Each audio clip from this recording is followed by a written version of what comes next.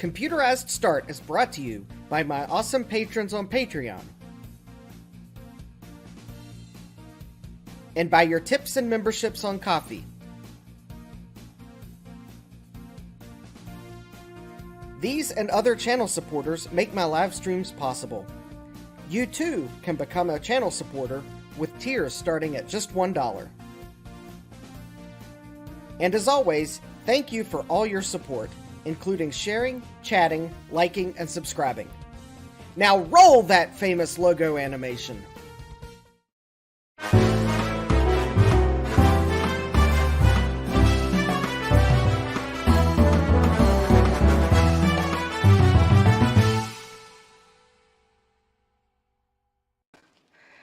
Good evening, and welcome back to Computerized Start Live. I am your host, Justin D. Morgan, and it is time to see who is in the chat.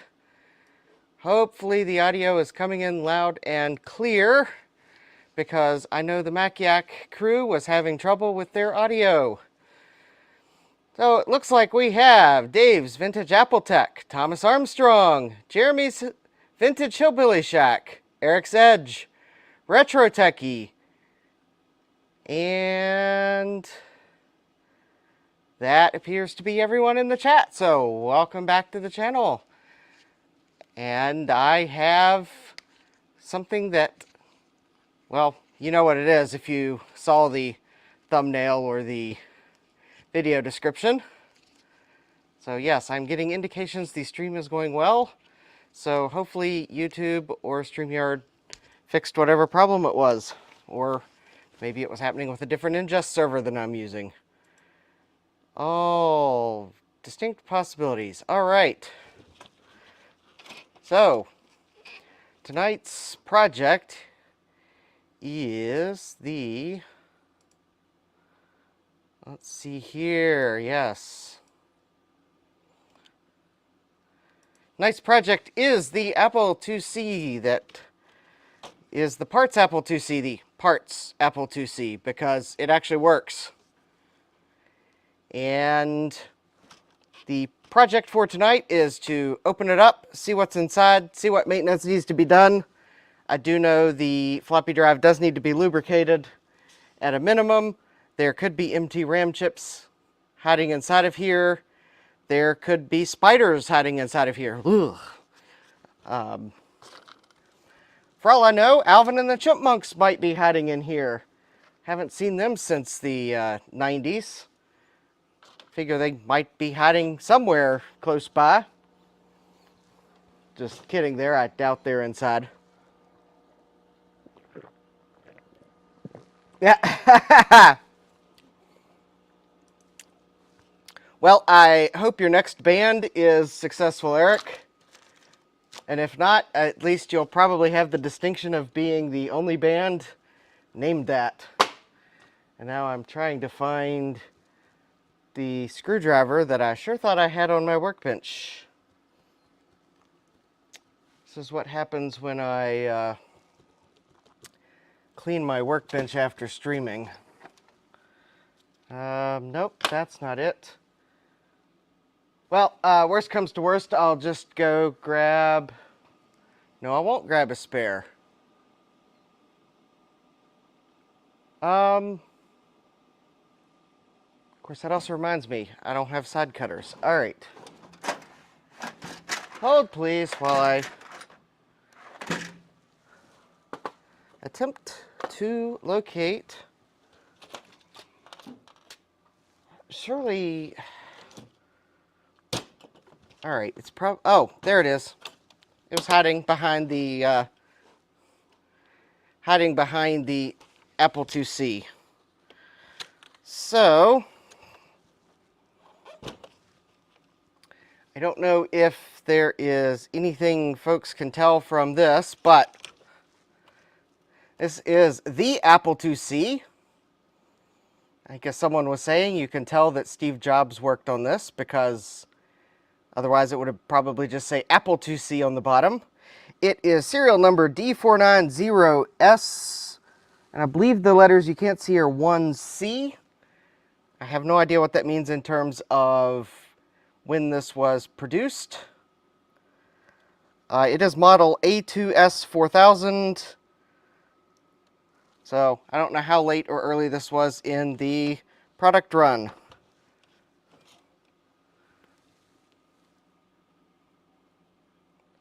I don't know if Apple serial number info or whatever the website is has older computers like this in it. That would be pretty cool. It's not just any, yeah, it's not just any Apple IIc. It is the Apple IIc. Accept no substitutes. Also, I guess don't accept any of those pesky Franklin clone computers.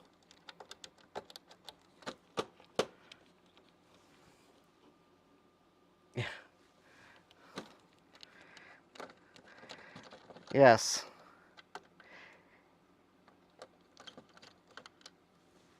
Yes, I was, so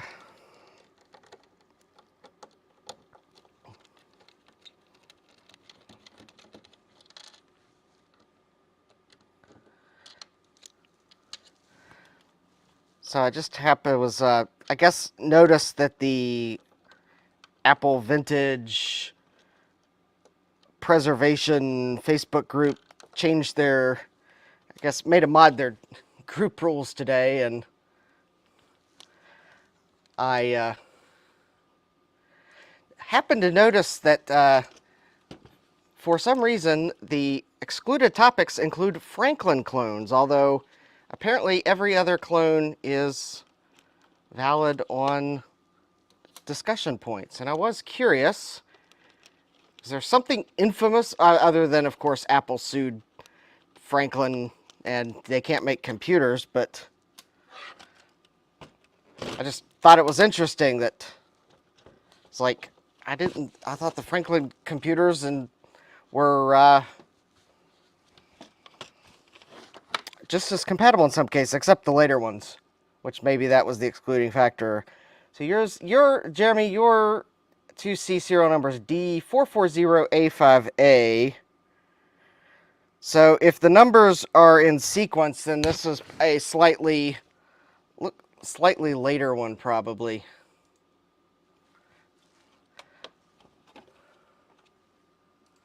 Well, I guess I'm a member of the Apple IIc Club only in that I have been entrusted with an Apple IIc for repair. Maybe someday I'll actually manage to snag one. Alright, so I am trying to get this case off without, there we go, breaking plastic. And I think the thing is there's a couple clips around the floppy drive. Also, there is a very important caution, which is upside down for you right now, but important. Close door slowly. In other words, don't slam the door shut. All right. So got this off.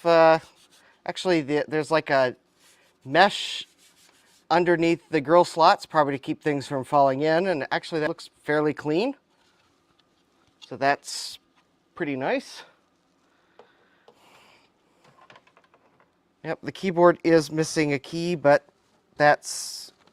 I've got a method to rectifying that when the time comes. So I guess let me pull this handle out so I don't accidentally break it. Yeah, clips near the keyboard. Yep, I got that. I think I knew there were clips near the keyboard. It was the ones by the floppy drive that were being somewhat elusive. Now, I believe the keyboard, yeah, just lifts up and out because the floppy drive cage helps hold it in. Ooh, the spill shield on the keyboard is falling apart on this one, so well, I'm gonna have to pull the keycaps off this at some point anyways to fix the missing key problem. So I will, at that point, take care of the disintegrating spill shield by removing it. Yes, it is disintegrating. In fact, it is probably disintegrating as we speak. All right, so at the moment, it does appear as if this is probably a original ROM 2C, just as my guess. Because actually, I think when I had this up once, I think I did run the basic command to peak the value. So we will, I will do the mod to allow us to use the ROM 4X in this 2C. It is a very simple mod. It requires cutting one jumper and putting a solder blob on the other. So let's see here. And we have a power supply that is quite tightly wedged in there.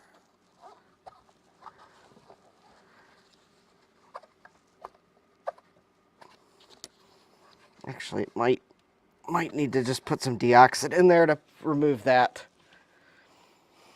And I guess the one other thing I should do is, let me go ahead and remove the 4 screws holding the floppy drive in place. So I can just go ahead and get the floppy drive out of the way.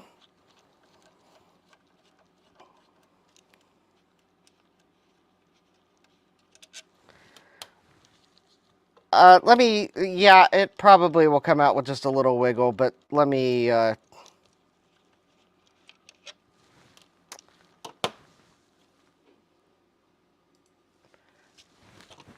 me get the floppy drive out of the way.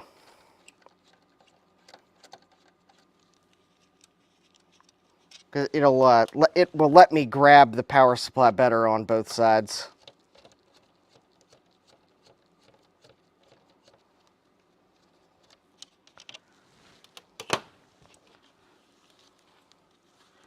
All right, so I think 4 screws, the floppy drive should come right up. See if I can't get the floppy drive cable out.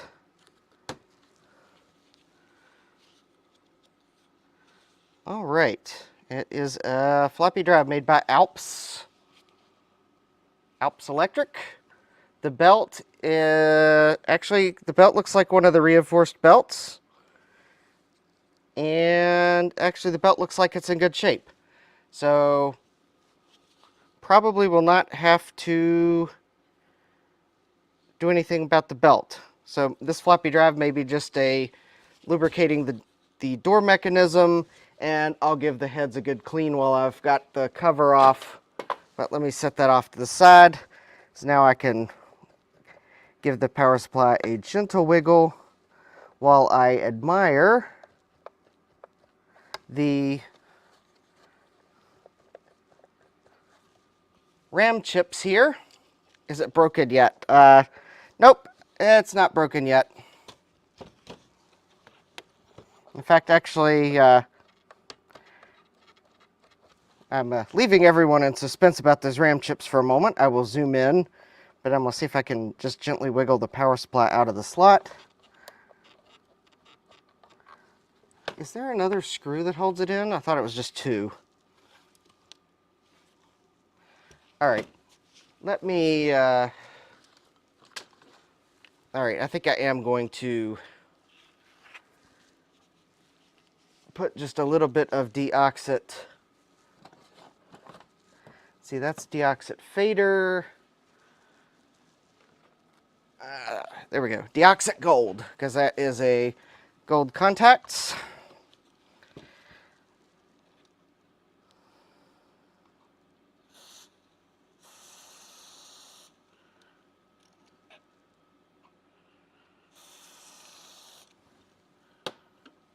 Oh, I'll give that a moment to soak. So, while that is soaking, let's take a little tour of this Apple IIc. So, there's the ROM chip. There is the 65 CO2. So there's the MMU, and there's the IOU, and actually, interestingly enough, these are socketed. So all 4 of these are in sockets. This is the map chip, whatever that is. There's, I think, the keyboard encoder.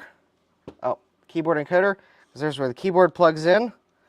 There's the 7905 to generate the negative 5-volt rail. So here, I think, are the 6851. I think those are like PIA or CIA chips or something like that, I think. Some standard logic chips. There's the IWM. See, I think that's the TMG chip, which appears to be possibly a PAL type chip.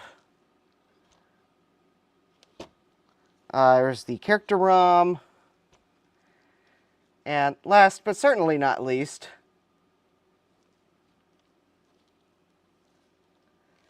there are 16 Oki Data chips with Apple logos on them.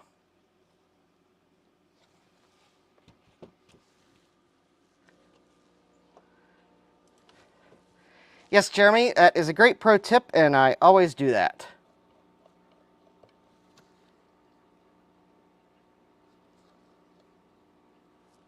Wait a minute, it is MT RAM? I thought it's Oki Data RAM. I think Oki is not MT. Unless there's something I don't know.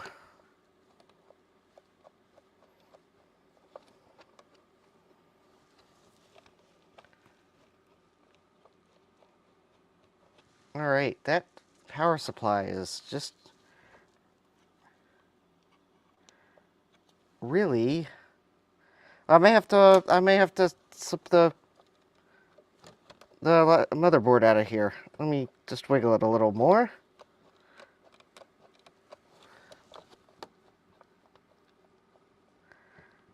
You know, it almost seems like there's another screw in it, but... Yeah. Oh, yeah, yeah. Yeah, you could see it again, Jeremy.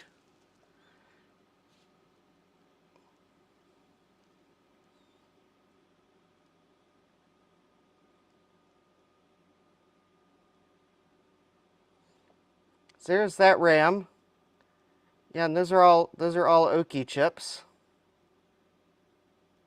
And then there's the rest of them. Yeah, it's Oki. So I guess Apple ordered enough of that yeah, I know that the Apple logo scared me for a moment too. Because I knew Apple had MT print the Apple logo on their RAM chips, but I guess Apple had Oki Data do that too. Yeah, Oki's good RAM. We won't need to use those RAM chips on this motherboard. Oh, you saw the M, yeah.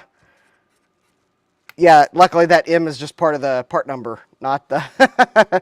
Oh, okay, the power supply is coming out, albeit very slowly. It is acting like there's something holding it in, but maybe let me wiggle it the other way.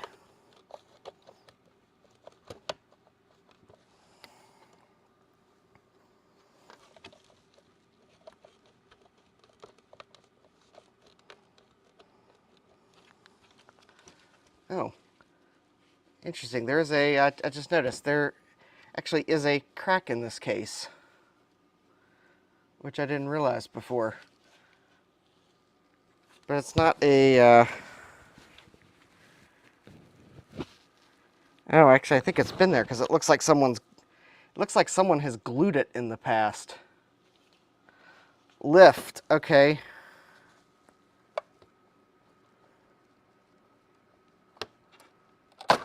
There we go. Connectors,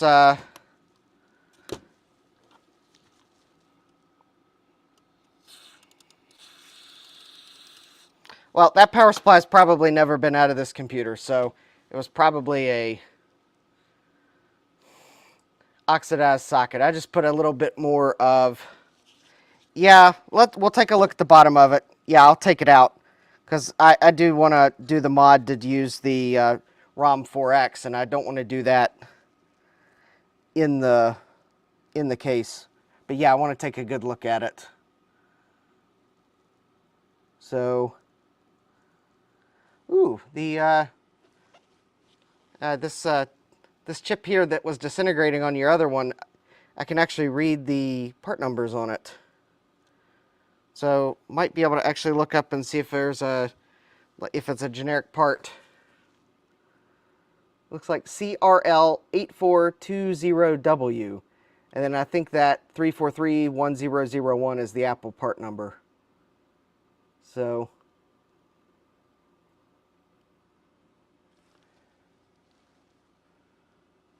yeah. Oh, interestingly enough, these components are populated on this board. I have yet to figure out the pattern on that. So I guess if anyone just wants to see for comparison. So Jeramy's board, the capacitor, so these are the only components populated on Jeramy's board, the original. That capacitor fell off, but it was populated. So on this new one, it's like all these are populated. Anyways, we'll do this mod and put this ROM 4X in this Apple. Yeah, or at least a data sheet, yes, for sure.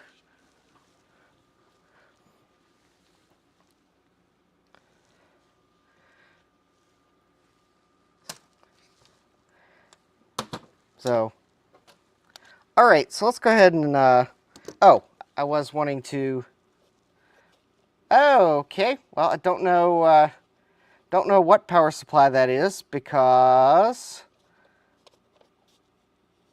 there's no label on it.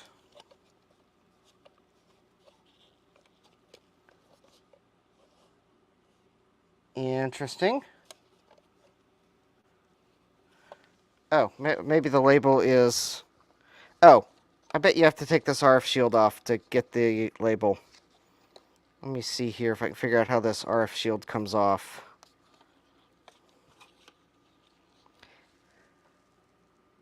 Oh yeah, you're right, Jeramy. I noticed that. Yeah.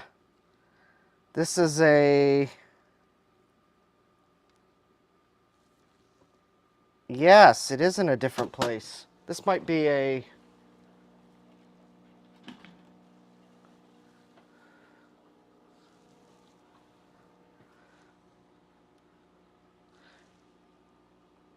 Yep, let's see, that's...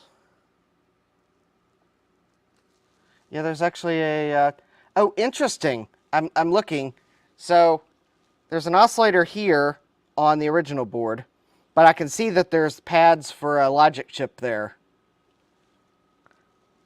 So, this one has the logic chip populated, and it looks like...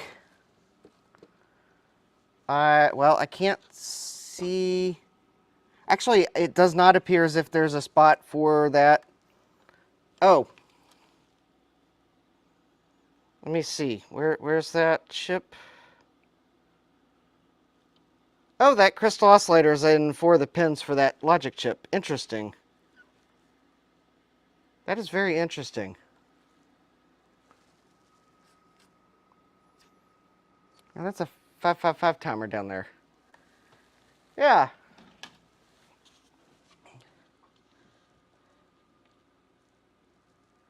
See the brown round spot on the bottom.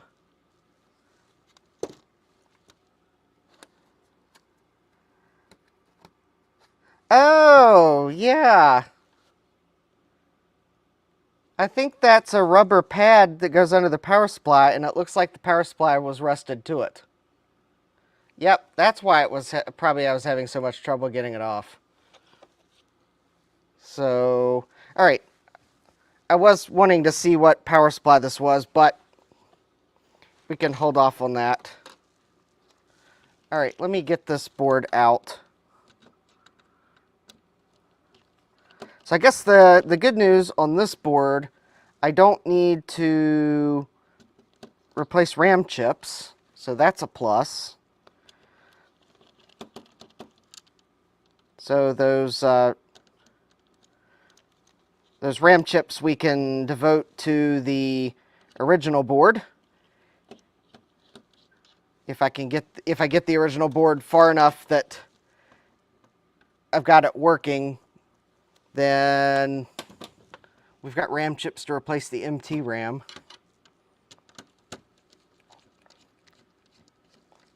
We do have a cap kit for the 2C, so I'll replace these capacitors on the main board.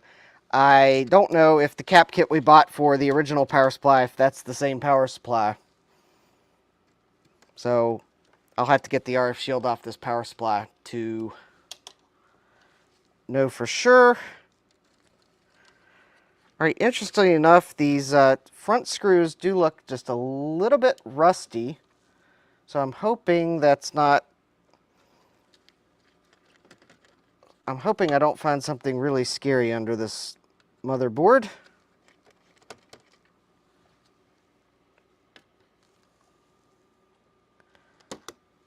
Let me see here. Let me remove these RF gaskets for the floppy drive. Let me see, make sure I got all the screws. All right. I think the motherboard probably just... Oh. After I get the one screw that I missed, there we go. Now it'll probably just lift straight up. Although the volume knob, let me see here.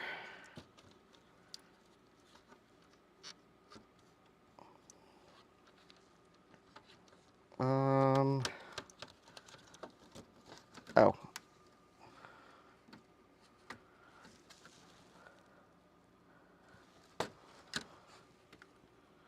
Nope, that's okay.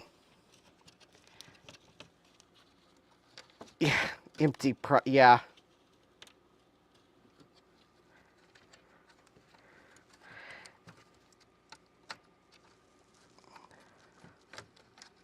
There we go.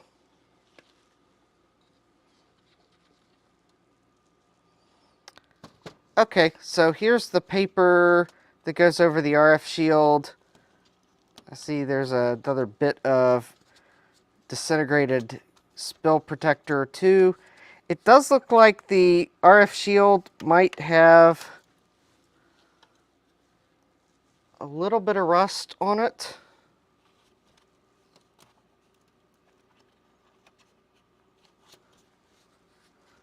On the edge of it, on the front edge, because this RF shield's kind of a bit wrinkly. Other than that, it looks really, really good though. Okay, it is missing a foot. So there is that to contend with, but won't worry about that now. All right, let me set the bottom aside.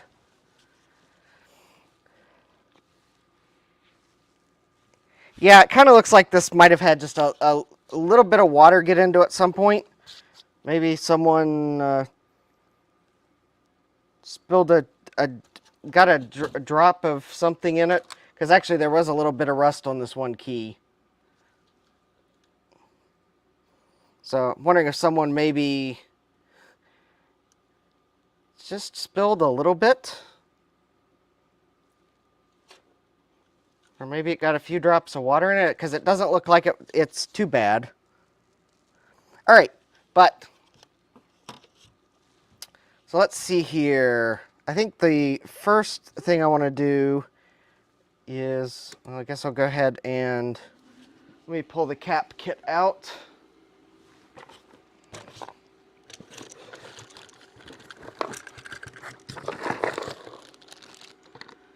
Let's see, that's... and then what I'll do is dump all the RAM chips out, because I didn't realize that the stopper fell out of the tube. Alright, well, I will just have to be very careful with this box, because I just dumped the RAM chips into it. The stopper fell out. Okay, actually the cap kit for the 2C is really easy. It looks like there's only 4 capacitors, or 4 electrolytics. There's 1, 2, 3, 4. Yeah, just 4. Is that right?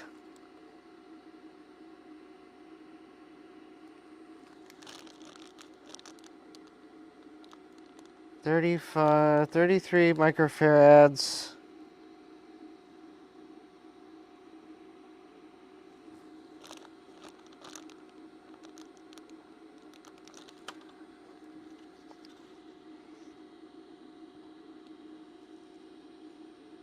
Actually, it looks like there's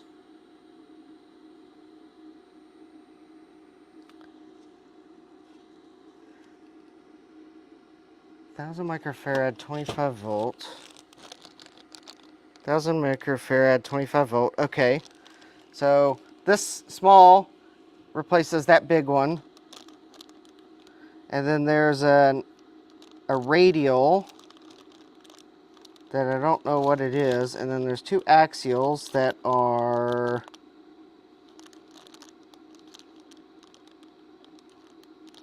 I'm going to have to go to the Console 5 website. This might be a case where Apple made a change at some point.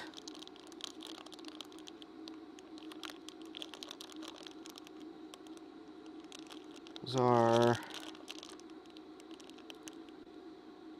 63 volt.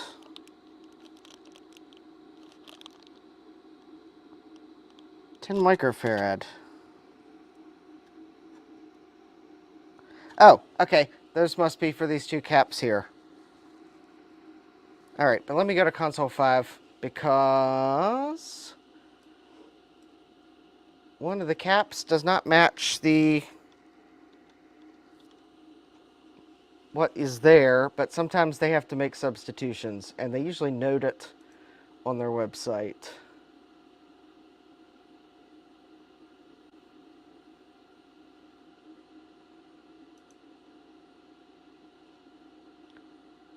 Confirmed 4 revisions. All right, let me double check revisions.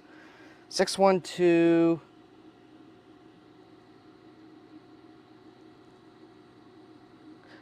Oh.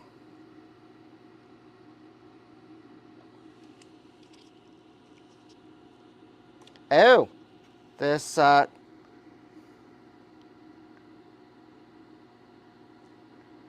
okay. This cap kit does not, actually does not, they have not confirmed it works with the revision we have. I'll, oh wait, I might have been looking at the wrong.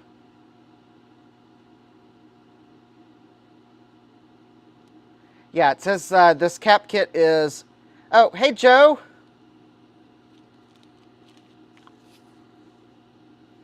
And hi, David Starbuck. Welcome.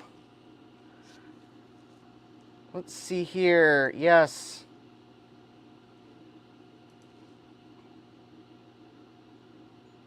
All right. I am trying to, let's see, by manufacturer, Apple, Apple II. Okay, interesting. Okay. So this cap kit doesn't quite match the logic board here. I will email Console 5 and ask them about it.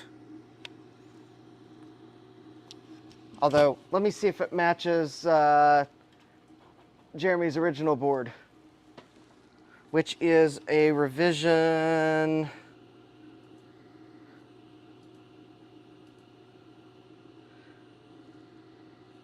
Oh, it's the same revision board.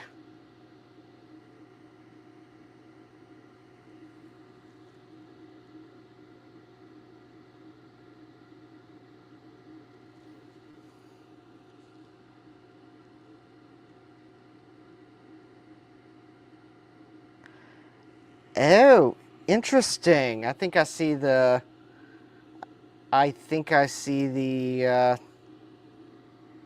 oh, here we go. I see the issue. I might just, sure. Yeah, you can do that, Jeremy. I mean, don't feel, because, well, I mean, you don't need to send it to me until I get the other board working. But, yeah, if you want to start kind of working towards getting it cleaned up. Yep, I think I see there is one extra capacitor on this revision of the board. I'll email Console 5 and at least let them know that we've got a different revision and there's an extra capacitor on it.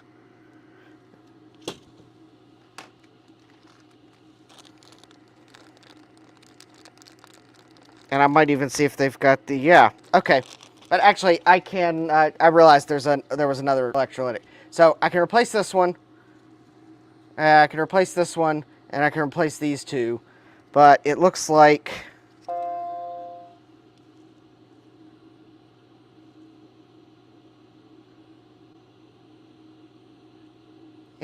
someone just yeah, thank you, someone. Unfortunately, the Ko-Fi bot is not saying who, so apparently someone has chosen to remain anonymous or the Ko-Fi bot is malfunctioning. So if you wish to remain anonymous, you do not need to say anything. If the Ko-Fi bot's malfunctioning, then you can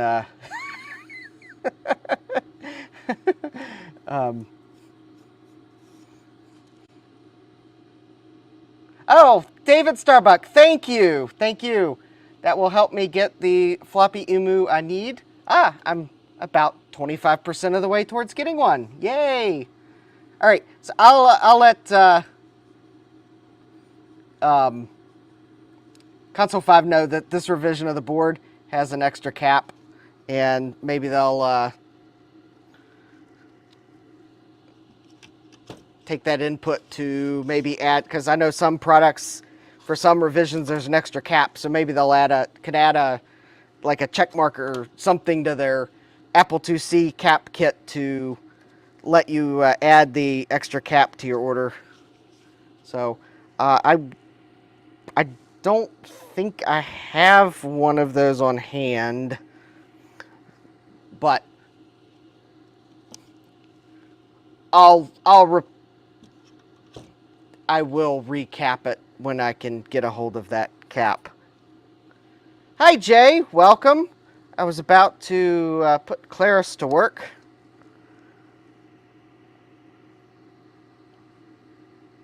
So let's see here. I think the first thing I'm going to do, though, is go ahead and do this ROM, the mod for the ROM 4X. And then I'll make sure that works. It should. So the mod for the ROM 4X is actually pretty easy. Yes, I am using StreamYard. Has my stream started sounding like Rice Krispies?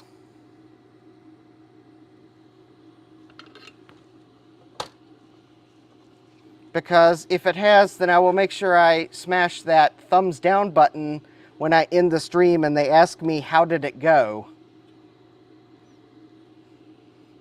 And hopefully the MacYak crew might have done the same. I am at 144p. Wow.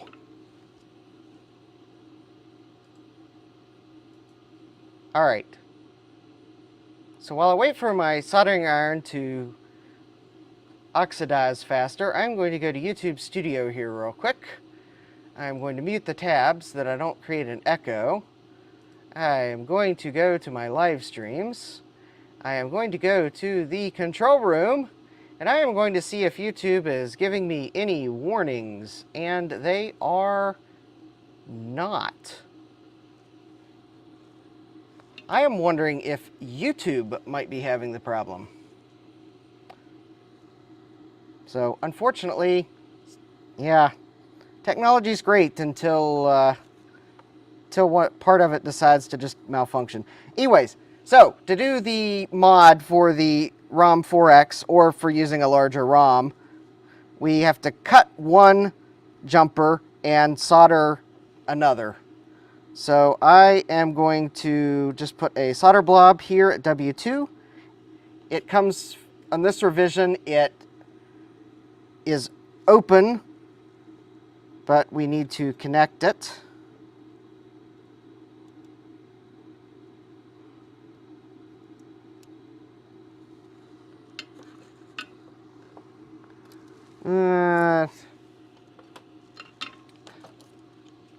I'm at least going to make sure that it looks a little better than that. I want to add just a little bit of flux, and I'm going to reflow my jumper so that the solder looks halfway respectable. There we go. At least if I'm going to do a solder blob jumper, it's going to look nice. So there we go. That's half the mod. The other half of the mod is we have to cut W1. So I'm going to take my scalpel and I'm actually going to replace the blade because this is a moment where I want to make sure that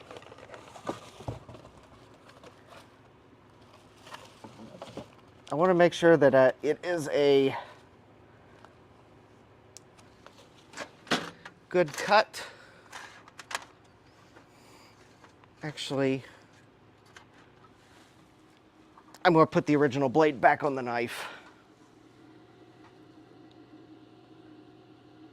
Yep, I am going to cut the bow tie.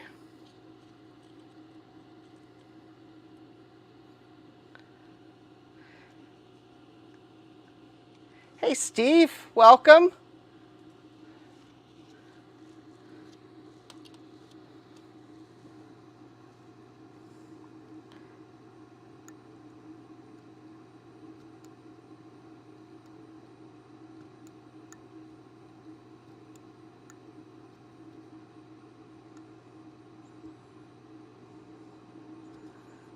And all right. And now, to confirm, I will just check that with the multimeter. And today's broadcast is not being brought to us by Kaiweets. I'm sure they make a fine product, but none of their multimeters have serial ports. All right, 0.6 mega ohms. That is definitely an open. All right. And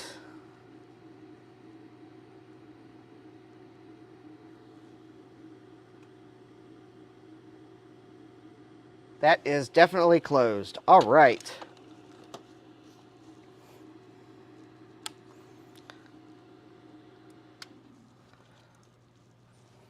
So now that I have done that mod,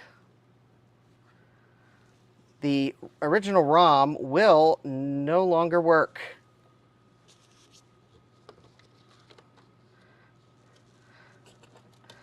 You know, Bruce, that is actually a really good question, and that is the viewers of my stream, so that they can see what I'm looking at too, without me having to put the multimeter in frame.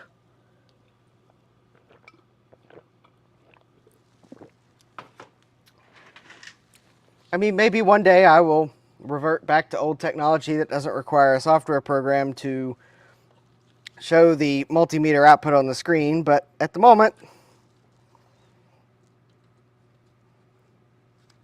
well, at the moment I just needed two readings, so I didn't bother to open the program so that OBS would show it, but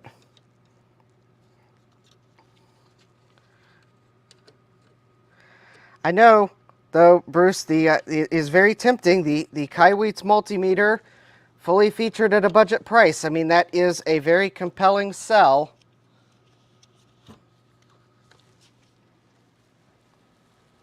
Very compelling.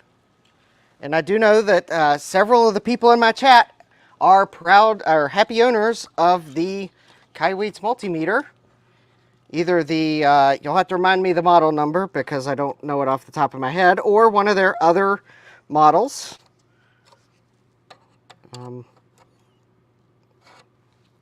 And actually, I did buy some alligator clip leads from Amazon, and I did buy the Kaiweets ones. So, I know.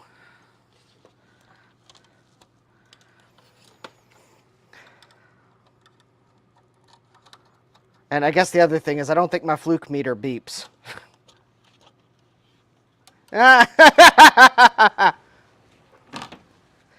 So yes, I am sure that if you would like to check out the meter that Bruce recommends, then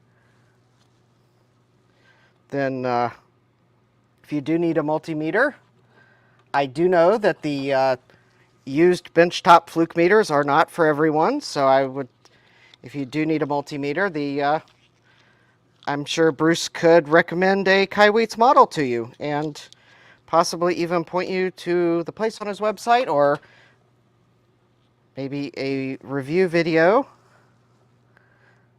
so that you can grab a new tool for your workbench. Because if you want to repair computers, I would definitely recommend having a multimeter.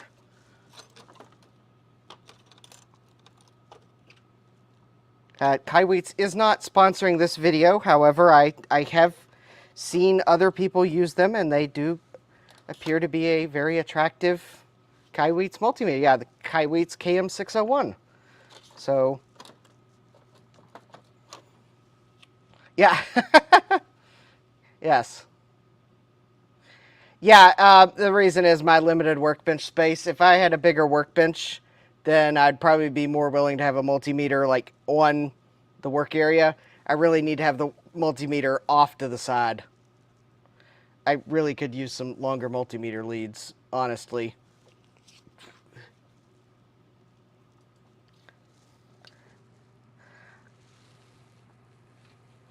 All right, so I've got the, yeah, those old multimeters, I have to say, were definitely built. They don't make them like they used to. All right.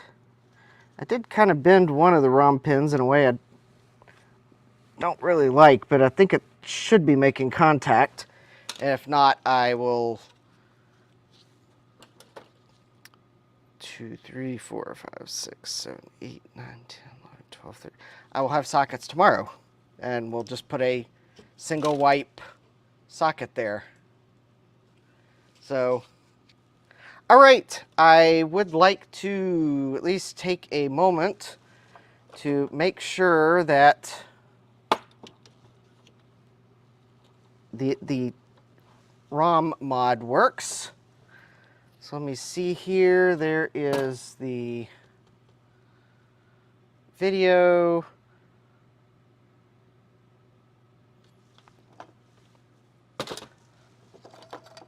Yeah, I know I got to put the power supply in. I was looking for that. I will put the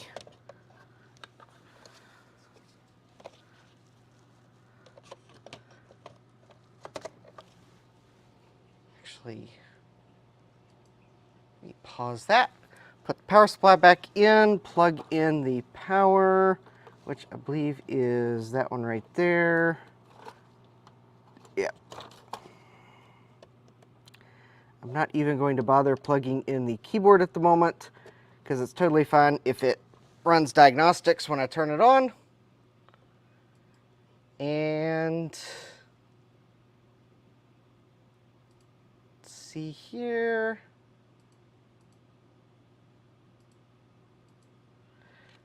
And 3, 2, 1.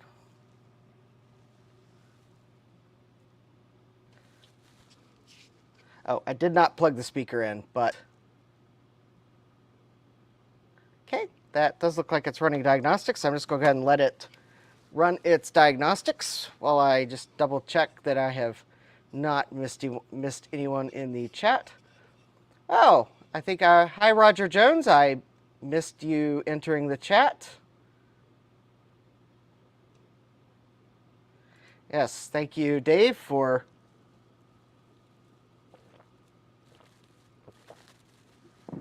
the plug. Yes, it lives.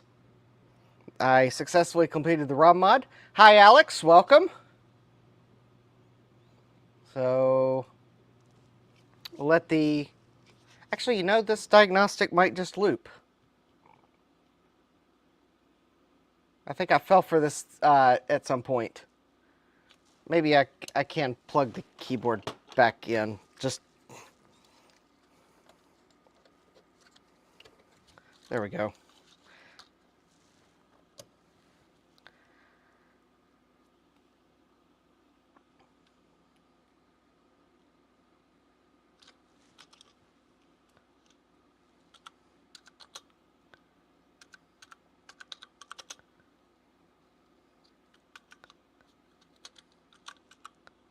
Whoops.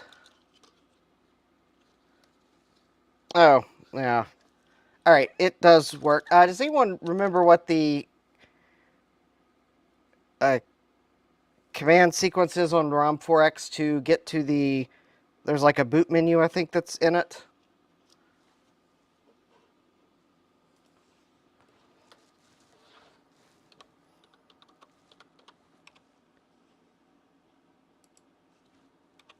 I don't remember what that... Oh, there's a... Control, closed Apple, reset. Ah, there we go. Control, closed Apple, reset. There we go. Ah, yes. So we got the monitor, reboot, 0, diagnostics, RAM card diagnostics. I don't think the RAM card diagnostics are going to do anything because there's no RAM card in here. Yep, that just dumped right back to the monitor. And, oh, thank you, Alex. All right, I am nearly 40% of the way to a floppy emu.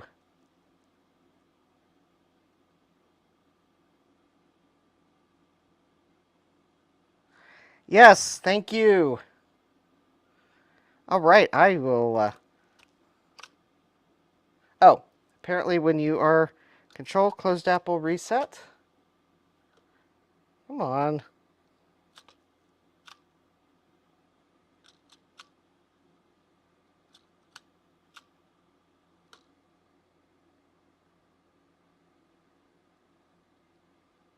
Oh, okay. Apparently it doesn't like running the RAM card diagnostics when you don't have a... Oh, yeah, thank you, Jeremy. Yes.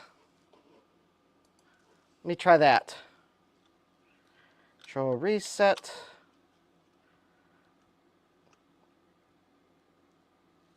See here, print. Peak. And... Let's see here. Whoops. Shift. 6, 4, 4, 4, 7.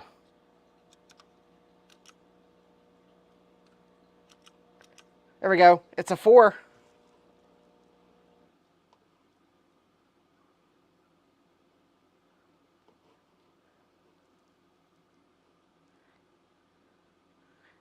Woot. Yes.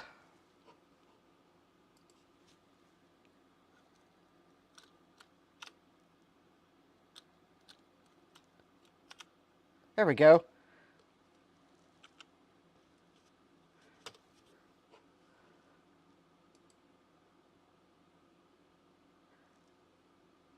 Oh, Joe, this is actually the parts Apple IIc. The, Jeremy's board is actually behind me. We're basically, what we're doing is we're getting the parts IIc up to a good state. I wanted to put his ROM 4X in it, and there we go. System okay. All right, well, let's try that.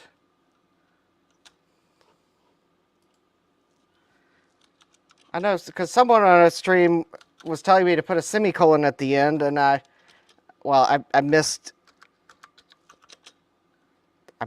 Actually, that was last night on Trina's stream. Someone was telling me to use a semicolon, and I missed the comment, and I was also didn't know what it would do because I'd never done it before.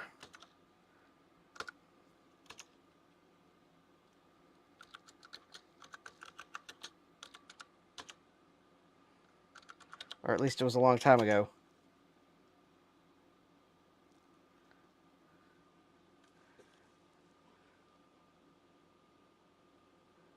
Yeah.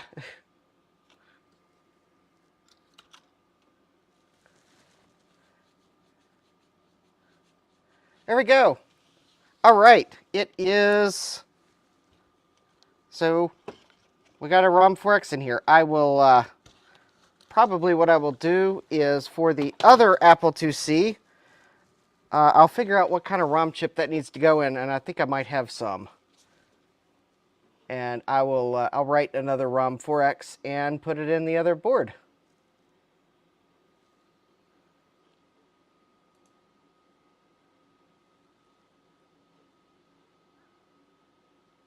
Let's see here. Okay. So there's a GitHub. They've got binary releases and 27C256 chip. I believe I've got some 27C256s. All right. I will have to check that, but I'm pretty sure I have at least a few. So I will I'll program another ROM 4X for the other 2C motherboard. But we'll keep that one in this one here. All right. So we confirmed that the RAM is good on this, and it's not MT RAM, but it's Oki RAM, so I don't need to do anything with the RAM on this board. See, the other chips are fine. I just wanted to put the ROM 4X in here because it has all the great extra features. So basically, the ROM 4X, if anyone was wondering, it it lets you enter the monitor unconditionally. You can reboot the machine, zero the RAM card if it had a RAM card, but this computer doesn't have a RAM card. You can execute diagnostics. You can tell the machine to boot the smart port, the internal floppy drive, or the external floppy drive. It automatically drops to basic if no bootable device is found, just like on the 2C Plus. Because otherwise, the 2C, if there's no bootable device, it'll just print a message that says, check floppy drive or something like that. If you can configure a default boot device. If you got a RAM disk, and apparently as of 2018 provides X-Modem CRC features. Interesting. All right. Or yeah, you could just do call -151. So, well, we got this board here. I can replace, there's 4 caps I can replace now.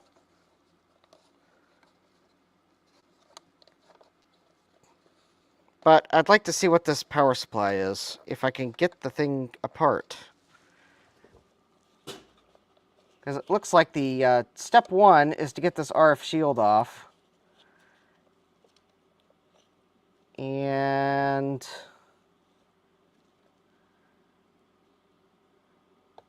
this is not holding it. It looks like it should just slide off.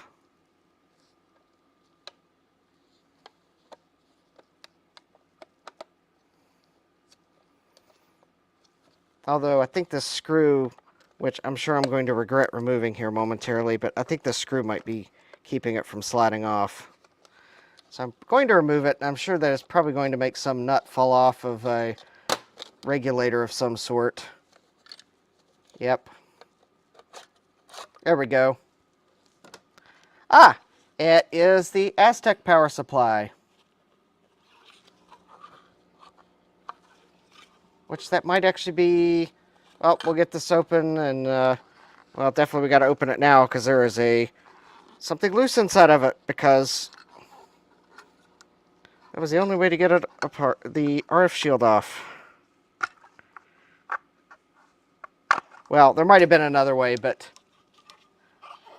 yeah, there is one screw. Oh, I think it's the same as your original. So actually, there we go. Yep, it's the heatsink for one of the... Actually, it's the diode. Yeah, I think that's the same as your original.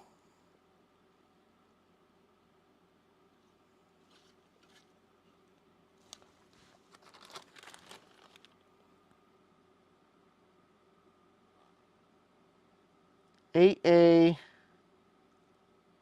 No.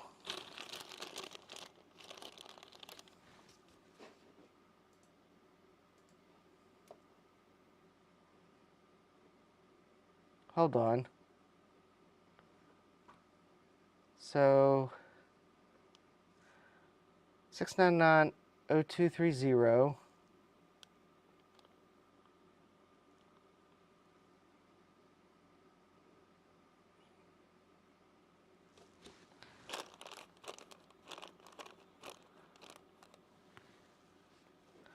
Let me see. I'm trying to...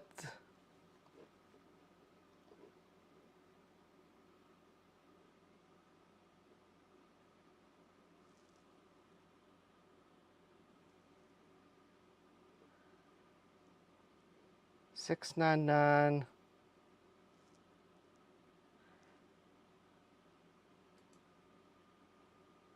Okay, this power supply uses a different cap kit. Let me actually go get your original, because that that actually might be a different one. Let me see. I'm trying to... I think I left it over here.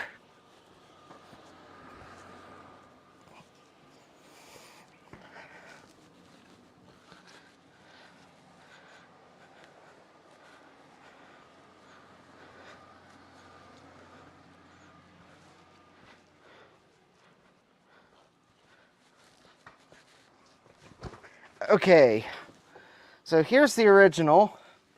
Let me go ahead and zoom in. And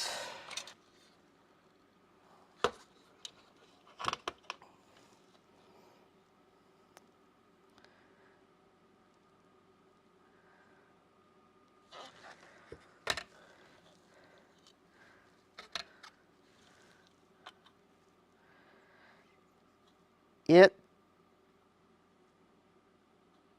does appear to be the same.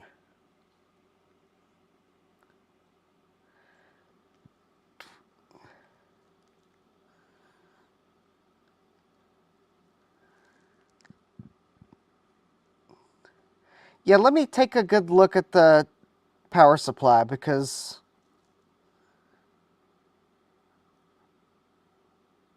it might not need to be recapped. And actually, we the cap kit we ordered is actually the not. It's actually the wrong one. That's okay. At least I now know what part number, Aztec part number your original is. It's possible that they, I might look, it's possible that the, yeah, the newer one does look perfect, other than a little bit of deoxit that is on the board now because that's deoxit that I sprayed on the contacts to get them out. Yeah, the new one looks...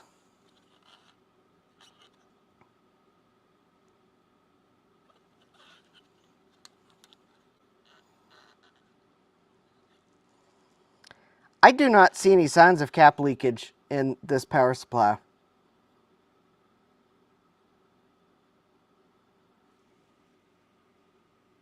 So I would, so tell you what, Jeremy, I do agree with you. If it's not broke, don't, if it ain't broke, don't fix it. So I will be more than glad to not recap it now, and if it needs recapped in the future, then I'll do it for you then. How's that sound?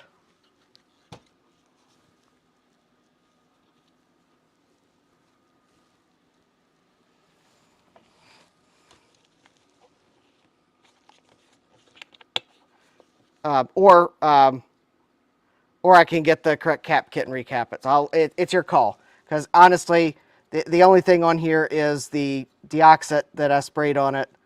I don't see any signs of leakage. I don't see any signs that capacitors are bulging. I don't see a reefa cap in here. It looks, yeah, it looks like a very good power supply. So yeah, okay. So that's what we'll do. I will not recap it now, but if it needs recapped in the future, you can send it back to me and I'll recap it.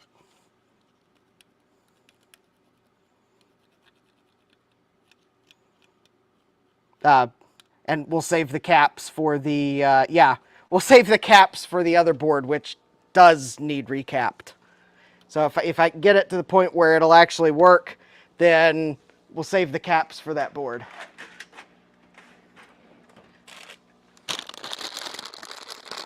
Yeah, we'll, so actually, honestly, I'm going to clean a little bit of the dirt off the logic board. But actually kind of looking at it, I don't know that it needs recapped either. It needs a little cleaning. So I'll clean it and then confirm that the caps look good.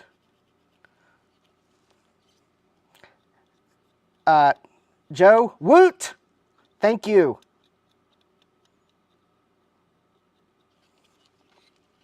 Yeah, well, I'll recap the original. And I'll have to double check that we have the right cap kit. And, but yeah, I'll recap the original for fun. If I can get the rusty screws out. Which I think I got a way to get them out. But yeah, this power supply looks great. There's like no dirt in it. I cleaned up the deoxit, so there's no deoxit residue there at the edge, which will help if you ever need to, if you ever suspect that it is leaking, there's at least not deoxit residue on the edge, so it'll make it more evident that if it does ever start to leak. But yeah, we'll save the caps for the originals. I think I can get behind that. But let me at least do a little bit of cleaning here, because I've got it open, so I might as well clean it. It's really not too bad. Actually, you know, that doesn't need cleaned at all. So I'll go ahead and put this power supply back together, and then we'll deal with the dirt on the main board.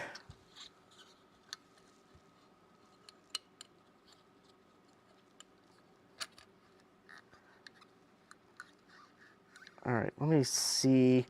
Actually, it's good that I grabbed the original power supply, because I'm trying to remember. There we go. Okay.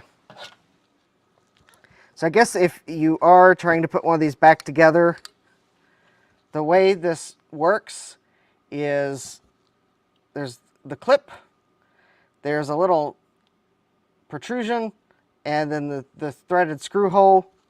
You'll notice that there's a smaller hole and the bigger hole. So the protrusion goes into the smaller hole. I think it's to help align it. And then that should put it in place to where you then thread the screw in. And I think this is just, looking at this, I think it's just giving a little bit of pressure on that diode to hold it against the thermal pad and the metal. And that there is a little lock washer that goes on the outside.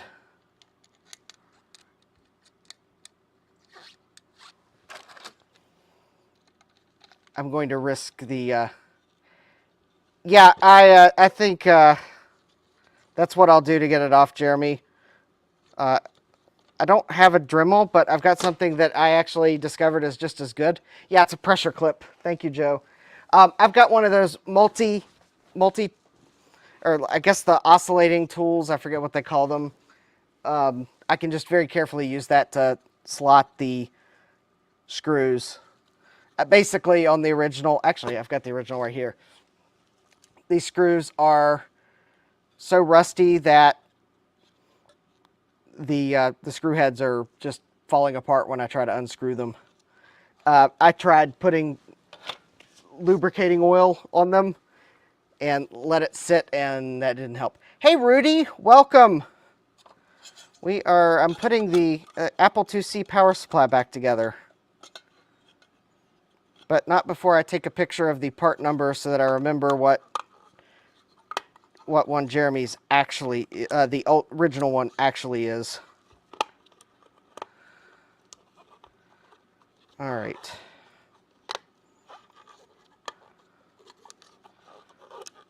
So let me see here. Where's my phone? There's my phone. No, I do not want to take a selfie.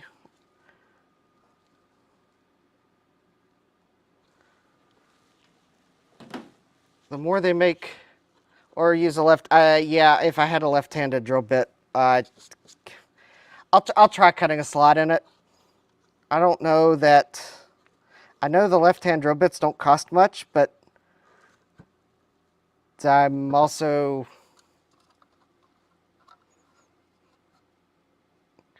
yeah, okay.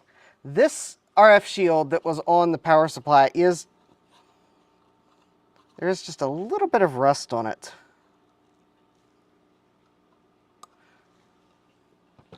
So I am going to see if I left, oh, there it is.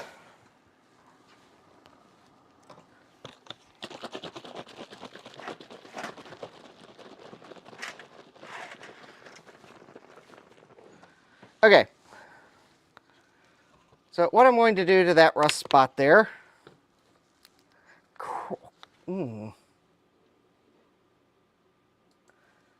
No, I have not tried that.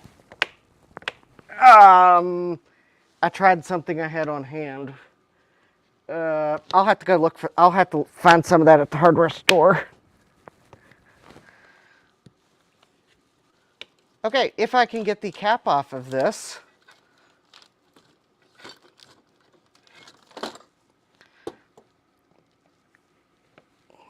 I have a bottle of rust reformer. I was just going to dab a little bit on that rust spot. However, it appears as if the rust reformer has sealed the bottle shut.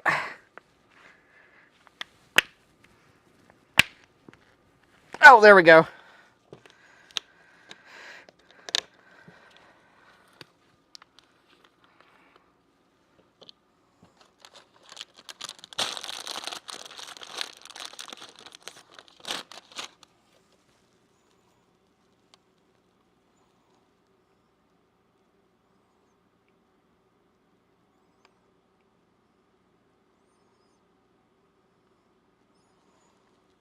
All right, and that's all I'm going to do there.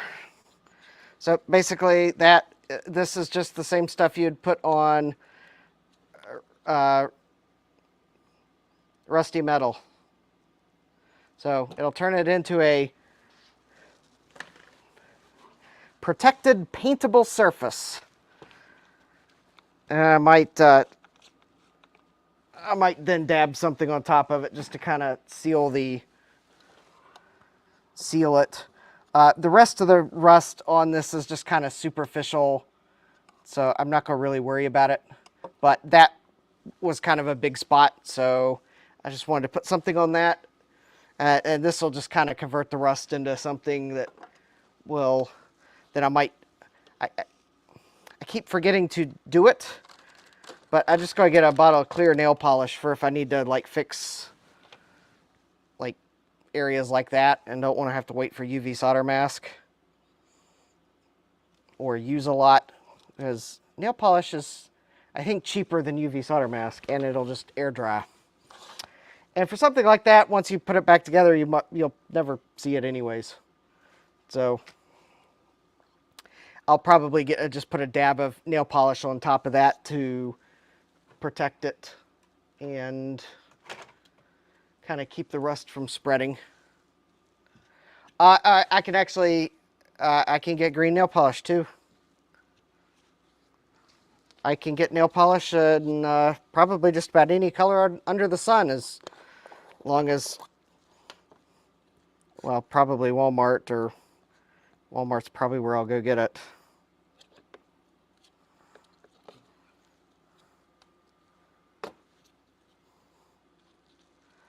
All right, so I'm just going to use some of this Color Coral Universal Dust Cleaner. Adam McGee kind of sold me on it, and just basically, I'm just going to roll this on the board and kind of get some of the dust off the board. And this actually might do a pretty good job of getting some of the light, because there's some light dust in some spots. I think that was under the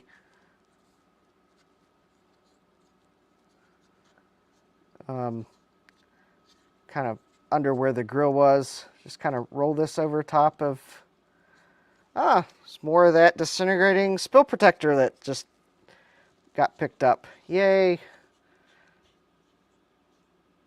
So I'm just kind of wanted to kind of give the surface of this board a quick clean, because I'm actually going to kind of start putting it back together.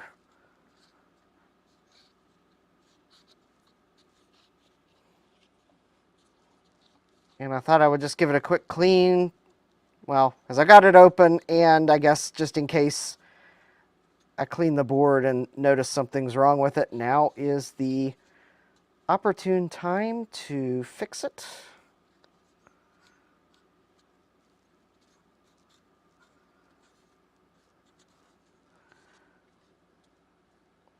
Since there's not any, like, since I didn't rework this board, well, I guess I did dab some solder on the one jumper pad there, but I'm just going to use some, I'll use some isopropyl alcohol to get the flux off there. I don't really have a reason to ultrasonically clean this board. There's no leakage on it, and there's only that little bit of flux. So I'll just get it off with isopropyl alcohol. So I'm just kind of doing this to get the light dust off the board. Not that it's necessary for operation, but I'm here, I'm inside it.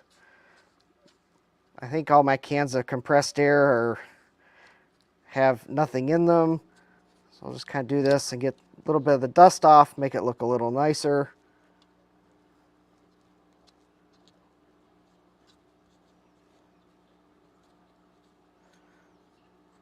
And then I'll put this board in the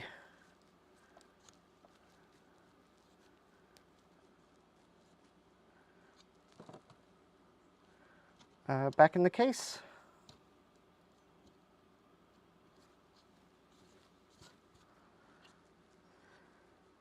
So there might be a few areas where the dirt's a little more sticky, and I'll take some isopropyl alcohol to those areas as well while I'm cleaning that flux up.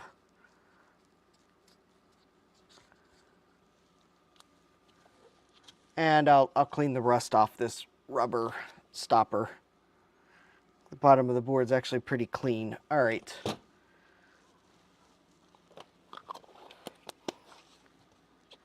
Actually, I'm pretty impressed with that stuff. It doesn't take much of it, and now that stuff does eventually go bad after you've opened it. So, but so far I think I've cleaned like three motherboards with it, and granted, none of them were really like exceedingly dirty.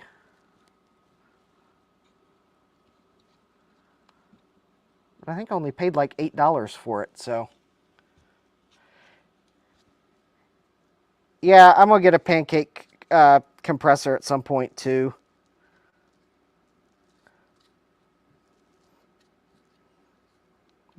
But at the moment, this board's actually really not that dirty, which is actually impressive.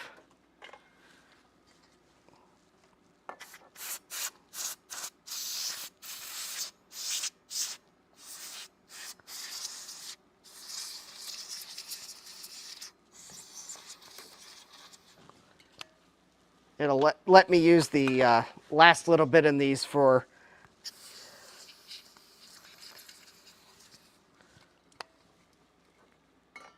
just kind of making sure the undersides of the chips are clean. All right, so let me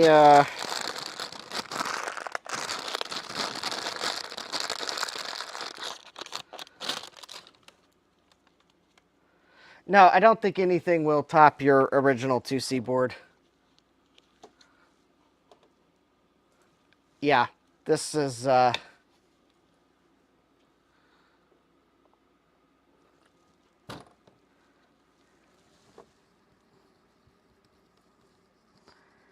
this was well, I don't know that this computer was I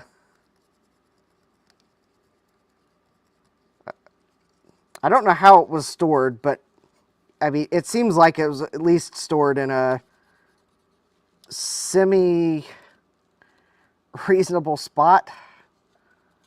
So, yeah, it's really not that bad. I just kind of just want to give it a little cleaning. I got it open.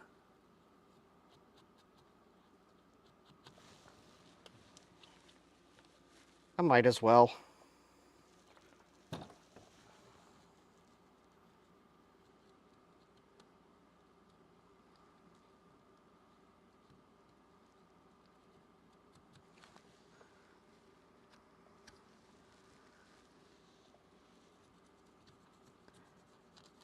Actually, that rust on top of that rubber stopper needs just a little bit more persuasion.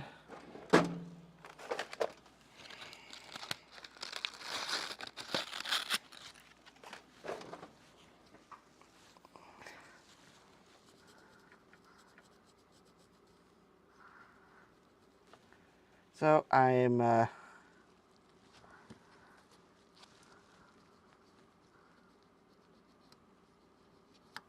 we go. Just lightly took an emery board to it. All right, thanks for joining us, Rudy. Have a good evening. All right.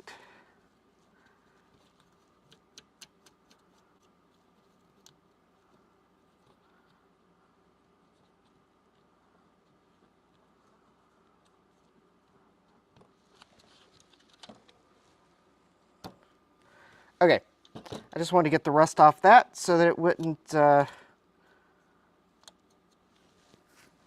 spread too bad. So, okay. Yeah, the few screws that were rusty in the front of this, I'll put them in some vinegar and kind of let the vinegar take care of the rust, and then I'll or might just dab some of that rust reformer on them too. That would also work. Okay, so let's see. Kind of took care of that rust just so it wouldn't spread or cause it to spread on the power supply, because I will put the RF shield back on it once I've kind of taken care of that rust spot on it.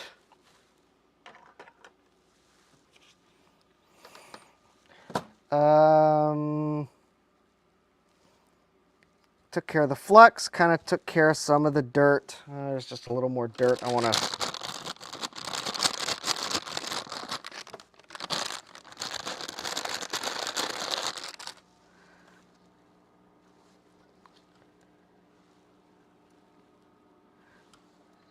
Does anyone know if this volume knob comes off? Was kind of thinking of putting a little deoxit fader on the potentiometer. I don't want to pull that off if that would break it.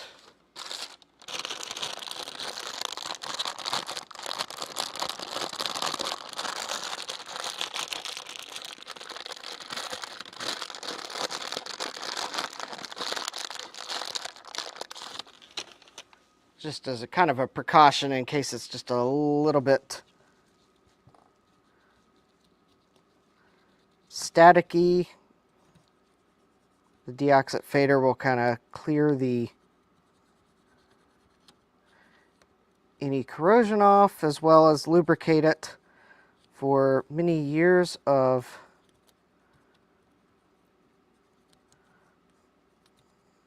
enjoyment. Although I think it's really for the headphone. It's actually a good question, Jeremy, and the answer is I don't know. I'm kind of hoping that it's a case of I'll be able to slip it over the screw, because otherwise I do not know how in the world you're supposed to... Actually, that is a good question.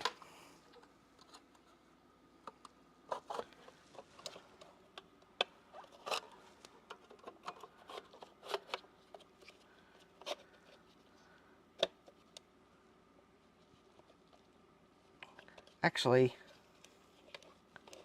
oh, there we go.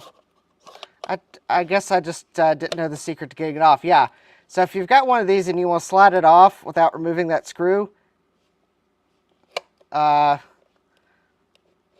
maybe you got to remove the screw and get it off first, but it looks like I've stretched it.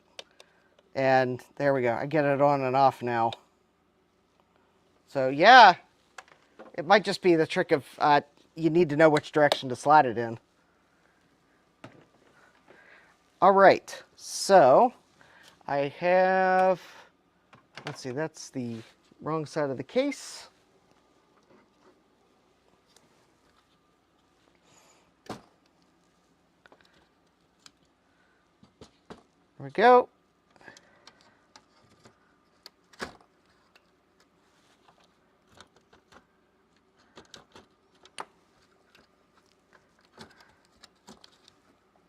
Oh, actually, let me get I noticed there's a little bit of, do I not have one more can of this somewhere?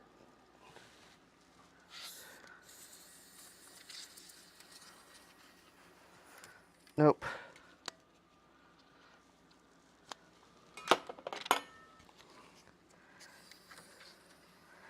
Nope. Ah, all right. Well, I guess at least the good thing is those cans are now completely empty.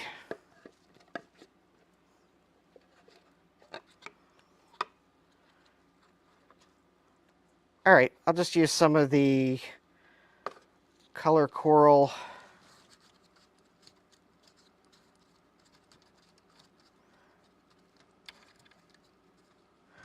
Or I may take this over and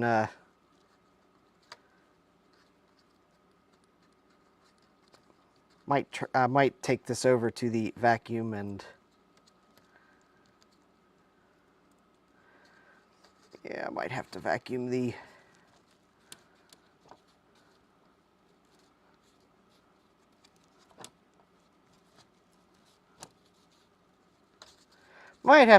some of this dirt out because I'm out of the compressed air.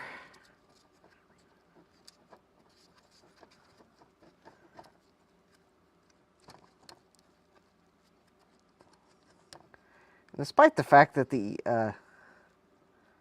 oh, actually maybe this is kind of doing something, because the picture on Amazon shows someone using this to clean the vent on a car and getting into the opening of the vent.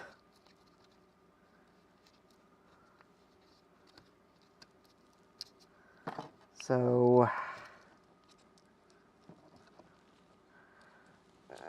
it's kind of working. Actually, I might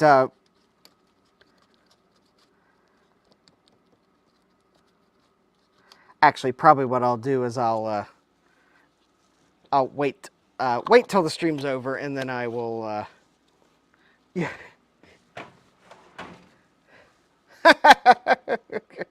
Yeah. Yeah, that's the truth. I'll do the vacuuming after the stream. It's not that big of a deal to pull the board back out briefly to try to vacuum the crevices of the case. But just in the interest of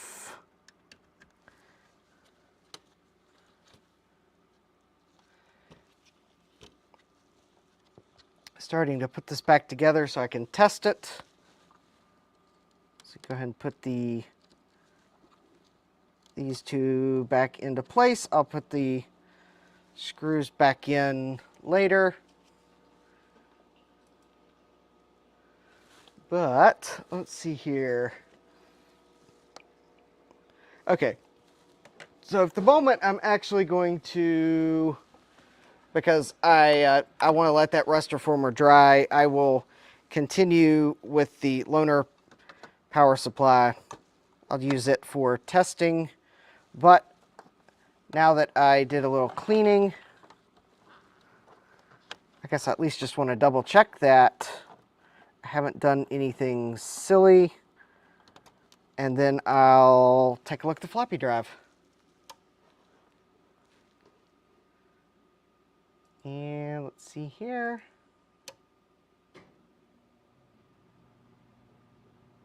Oh, don't have the keyboard connected, but anyways, yeah, the ground, yeah, connect the ground bushings.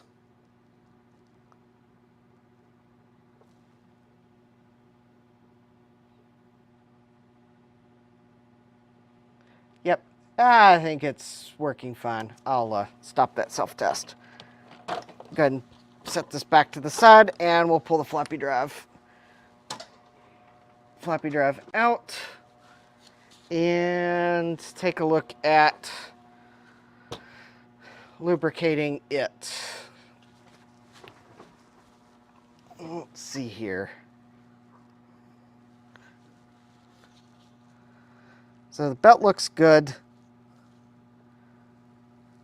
It's got some axials on this board, but those look good. I think really all this needs is lubricating. I guess if anyone's wondering, this is an Alps mechanism.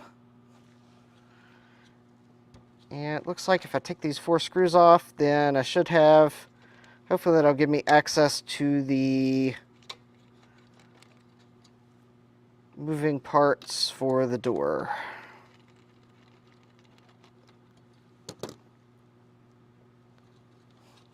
Basically, the floppy drive works. You can boot discs off of it, but when you open the door to eject the disc, it feels kind of really gummy. So hopefully some lubrication is all this needs. So let me just unplug that cable so I can get the shield off.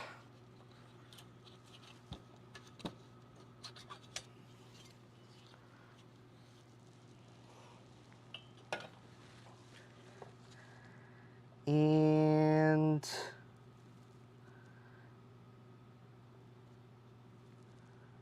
actually, let's see here. Let me see if I can very carefully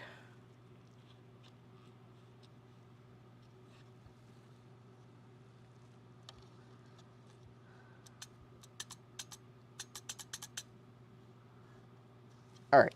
So the first thing I need to do is find a, let me get a,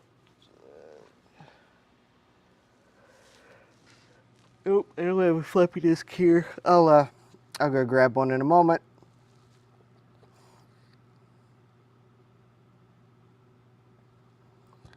Looking to see how I want to move the heads back.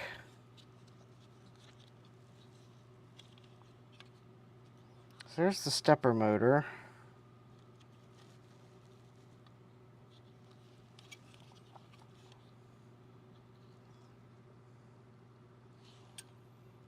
Okay, there's the rails the head rides on.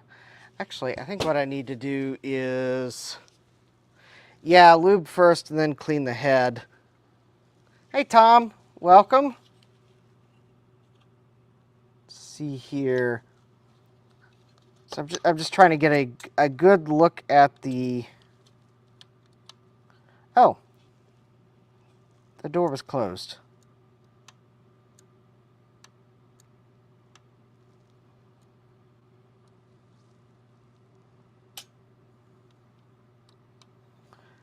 All right. So it looks like I need to put some lubrication on the backside of the plastic door. Oh, hey, Adam, welcome. The door mechanism's just a little bit sticky. So I'm going to lubricate the door. And then clean the heads. And while I'm in here, I'm just going to lubricate the rails.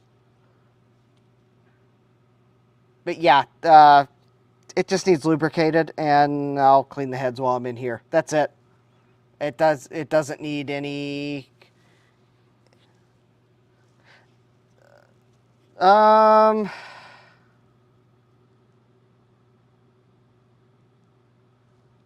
don't know. I don't remember it having difficulty reading discs. I think that was my Franklin.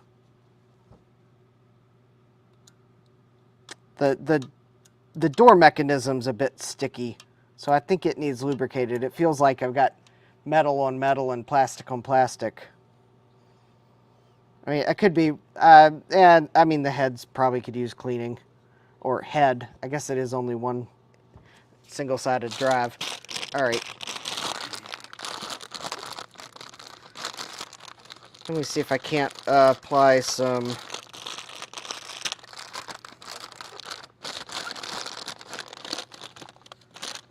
So I'm just first trying to get a feel for where the friction's happening.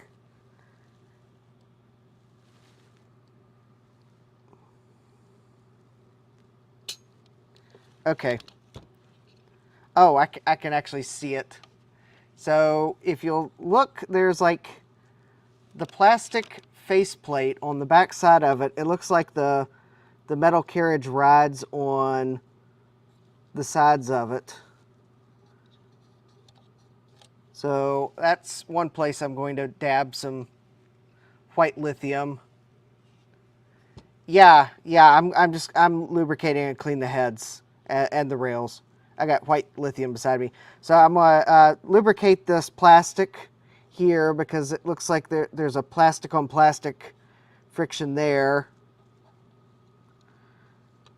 I'm gonna try to get some lubrication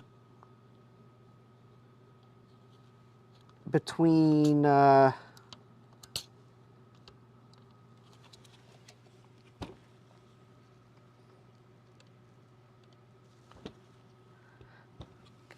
on because there's some friction on this part here too. I can't really, it's hard to point out where the rubbing is, but I'm gonna try to get a little bit of white lithium up in it.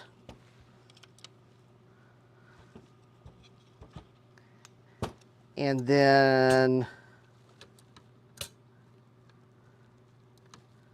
actually I might, it feels like I might have to just drop a drop or two of sewing machine oil because I don't know that I can get white lithium.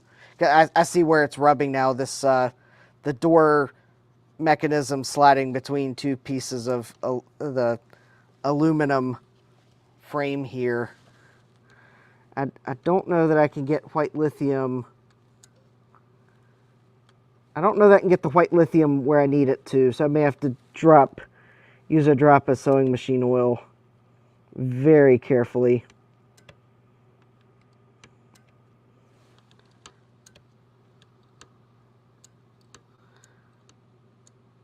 And then I guess it looks like there's a friction point here. Yeah, Commodore users should be so lucky. Yeah, exactly.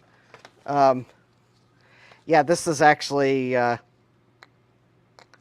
okay, so...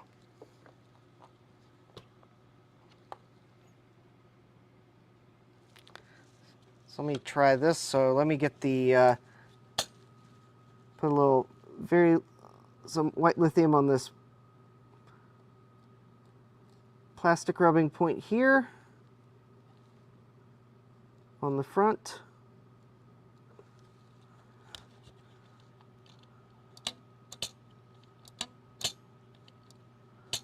Okay, that feels much better now. Let me see. Get a... all right, let me see here. Okay, let me grab the sewing machine oil.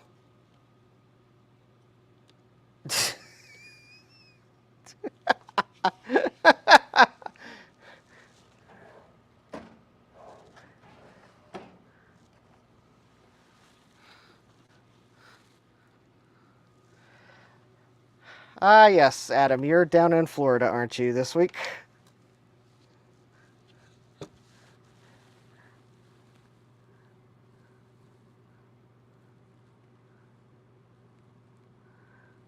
All right.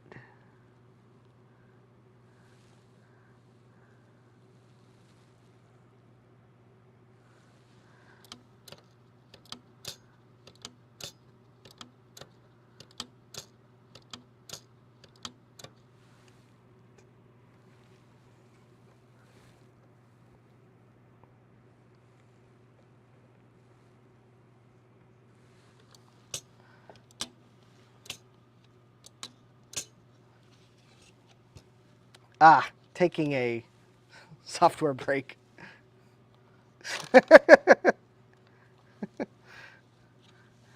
All right, let me see here.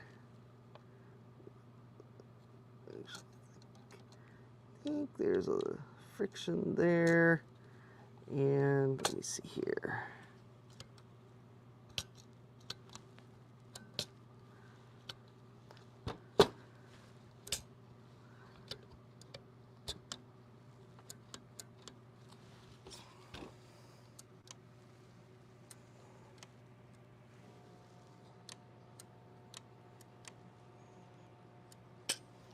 Actually, that feels much better.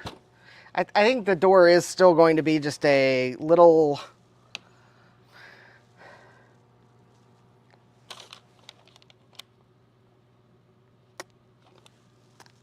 I think the door is probably going to feel a little sticky compared to some of the other Apple II drives, but it's feeling better now that I've added a little lubrication.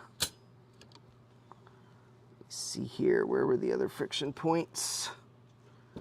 Oh, there's one right there where the head...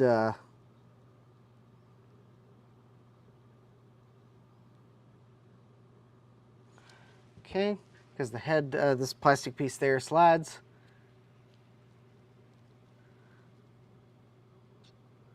So get that excess off there. Let's see here.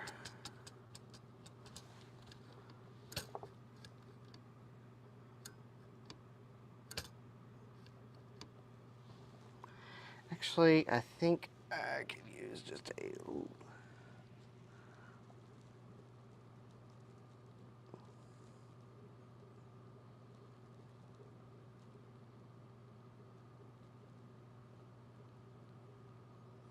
little bit of that there.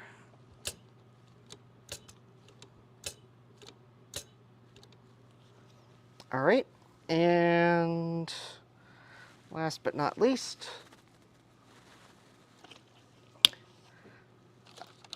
let me get the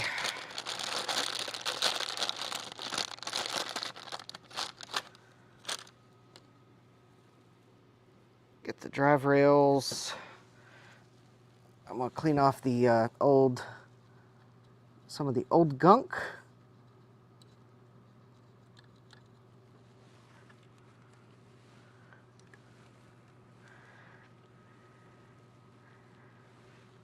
And then I'll put some white lithium on it.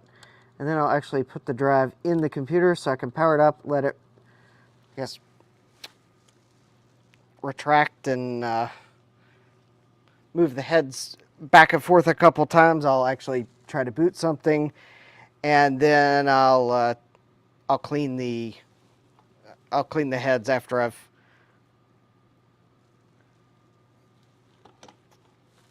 because it'll be easier to clean the heads if the heads are track 0. So, all right, let me.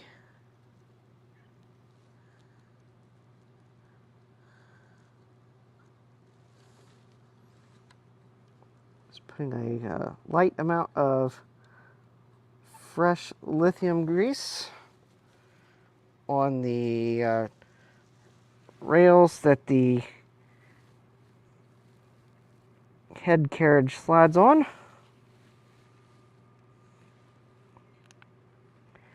Because smooth moving rails are a happy Apple II drive.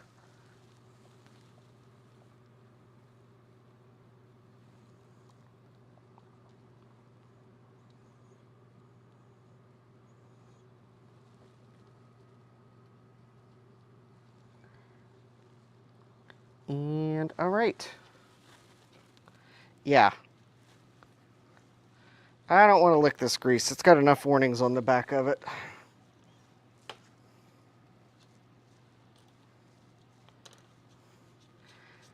Yep, and that bottle hasn't even been Dana-ized. It's the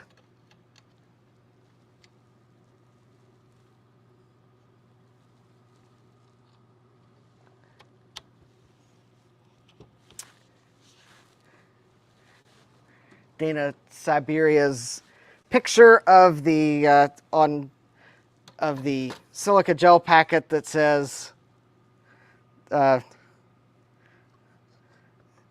instead of the silica gel do not eat, it says silica gel go ahead taste it. I don't actually eat the silica gel.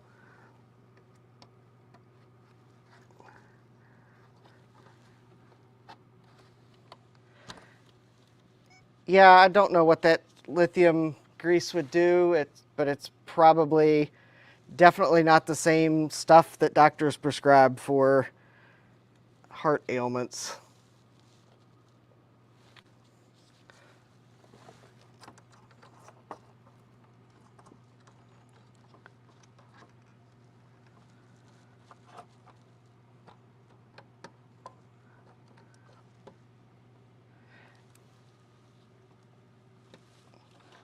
Yeah, I don't need the cage for this. I am, though, going to plug the keyboard in so that I can actually do something more than just watch fancy colors flash on the screen. All right.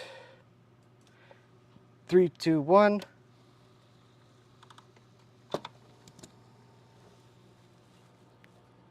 Ooh, very nice. And ROM 4X is working because it's actually in BASIC. Now that the heads have moved back, I'm going to add a little more lubrication to the side of the rails that I couldn't reach. So let me turn this off and turn it so I can actually get to the rails. And actually, now that I've moved the head back,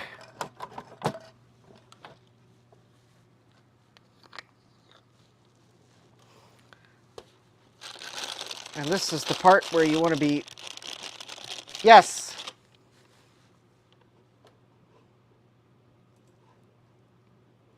Yes. Thank you, Adam, for the ROM 4X for Jeramy's Apple IIc.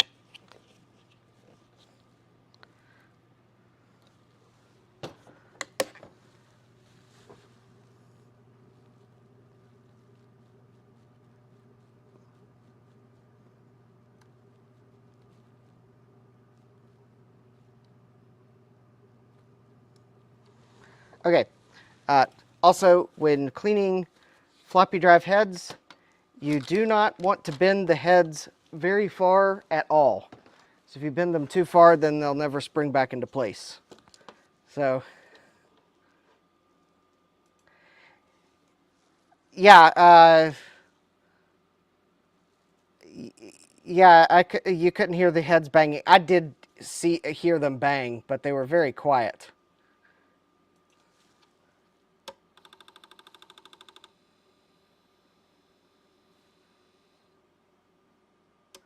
Let me let me grab the computer inspector.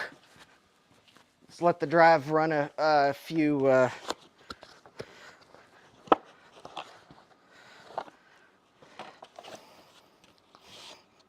yes, also big thank you to Adam for creating some of these discs for me. They are very, very helpful.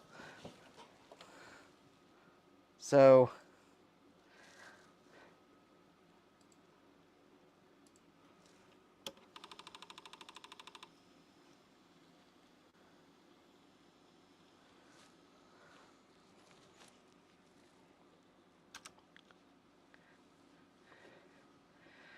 So there we go with the ROM 4X in it.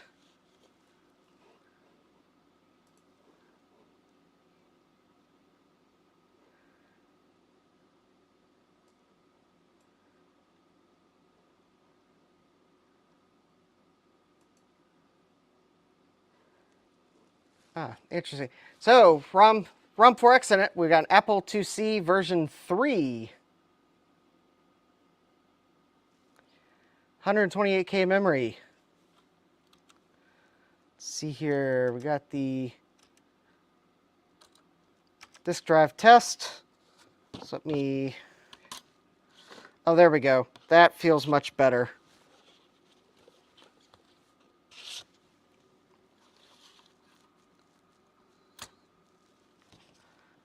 Run the drive speed.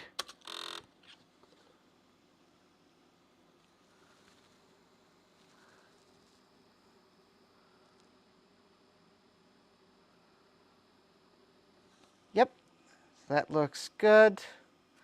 See general operation.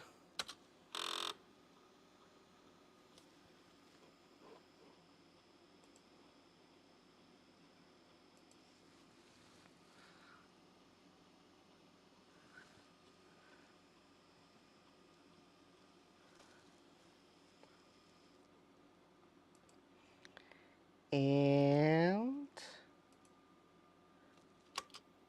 this one good.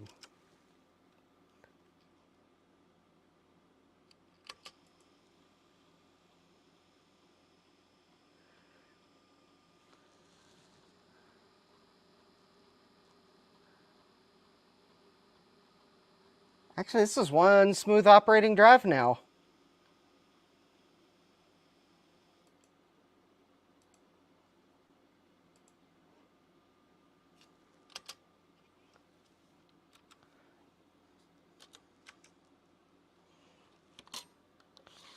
Okay, the eject mechanism feels much better.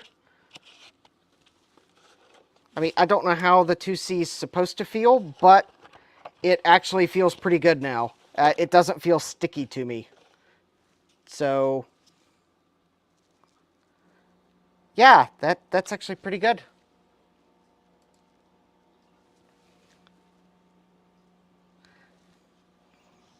So just a little bit of lubrication. Yeah, clean the heads. This thing is smooth as butter. Like, way better than those old Disc 2 drives that went every time you hit a bad sector. I'm sure these will get angry with a bad sector too when they retract back to track 0 to retry. But yeah, those Disc 2s I remember from back in the day were just quite obnoxious with their really loud noise going back to track 0. Yeah, this is a really nice drive. Yeah. So I'm just letting the memory test run a couple times. Yeah. Yeah. Shugart drives are special. Yes, especially the first ones that they tried to sell Apple on. The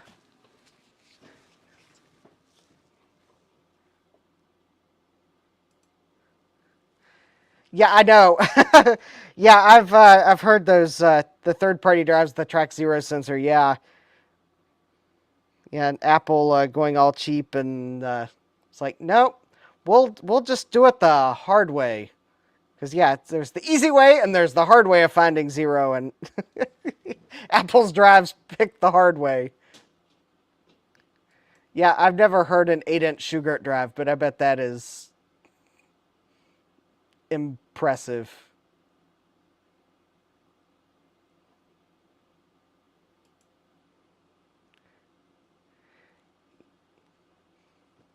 Yeah, we'll have to yeah, you'll need a Pac-Man for sure, especially if that's the way your setup was. So, sound like a Cobra helicopter.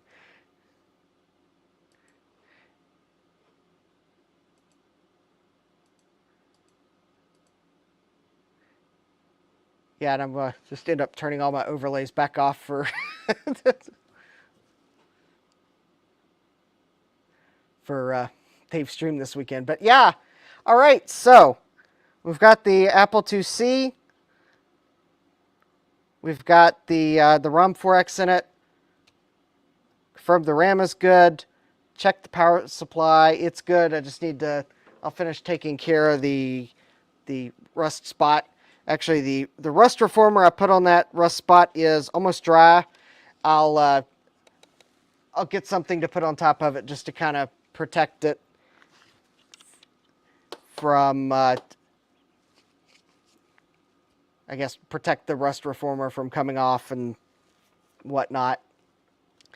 The floppy drive's lubricated. It feels pretty good now. At least it feels like the way I think an Apple IIc drive should feel. With the it doesn't feel like there's excessive friction when you open and close the drive door. The heads seem to move really smooth now. So yeah, this is shaping up to be a pretty nice 2C. So I still do need to take care of the keyboard, which I'll have to do later. Basically, I want to pull the keycaps off Jeramy's old keyboard, and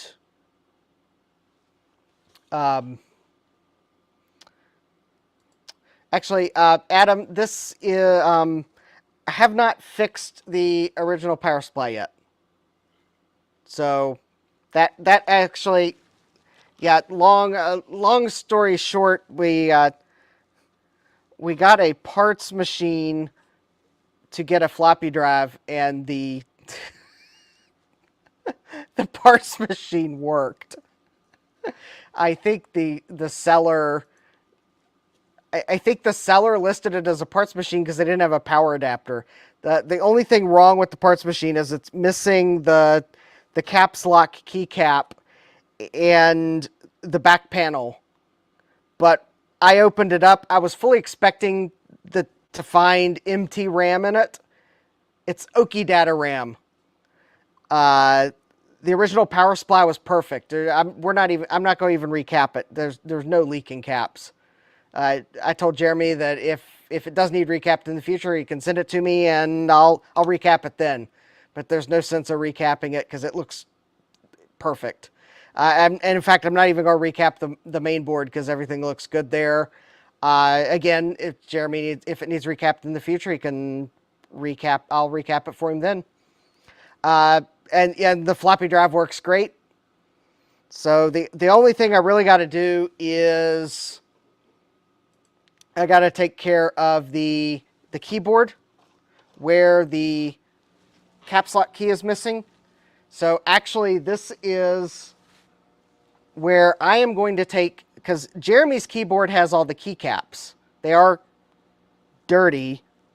So I'm going to pull the keycaps off Jeramy's keyboard and try to clean them. And if I can get the dirt off of them, I'm going to replace the keycaps on this keyboard with the ones from Jeramy's keyboard. So Um,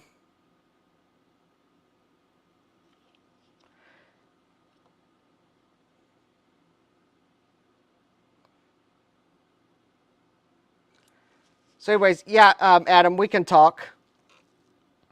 So the now I have actually started to work on Jeramy's board, and I'll probably get back to it. Unfortunately, on Jeramy's board, well, we do have to replace the MT RAM. I left off with we need a new. Ultimately, we're going to need to replace UE1. I did, I guess. When was it? When I did it, it was. Did I do that during Dave's stream? No, it was during Jeramy's stream. I had to patch UE1. One of the pins I couldn't repair. It was a pin that's not required for the composite out. And I know the audio amplifier chip is toast too. Yeah, Jeramy's board is definitely going to be a challenge. But the thing is, I actually did on his stream, I actually got this board to the point where replaced this RAM chip. Because, yeah, as you said, that's the MRD0 RAM. It won't boot if that one's bad. I did actually get this board to the point where I got a black screen on the composite video out. So, yeah, I was actually shocked I got it that far. So,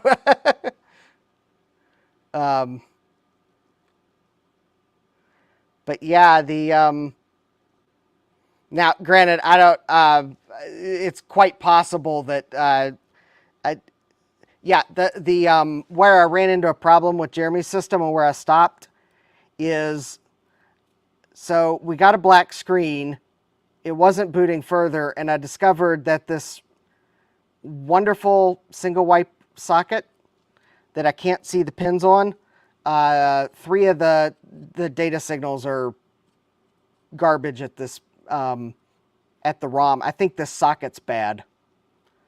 And since this is one of the ones where you can't see the pins, I'm just going to replace it because I can't even see the pins to confirm the socket's good or bad. And of course, I'll check under the socket when I remove it because that could be where the problem is. But yeah, there were several data lines. I started probing the data lines, and that's when I realized that we got to a black screen, but it wasn't going further, and it appeared as if 3 of the signals from the ROM were not happy. So, but yeah, we'll at some point get you your power supply back, Adam. I'm using it at the moment because I'm waiting for the rust reformer I put on the bottom of this to dry. I didn't want to. Did not want to get rust reformer all over everything. So, but that is actually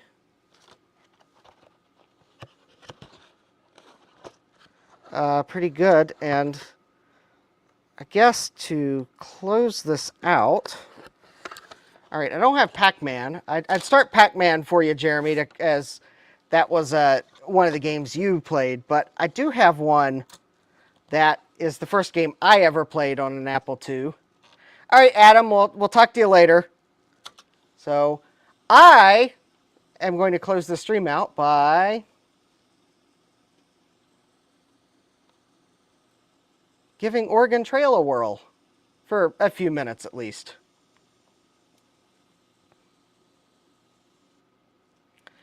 All right. And actually, if anyone's wondering, I had to actually get a copy of, my, I think my perspective's backwards in OBS, bad OBS.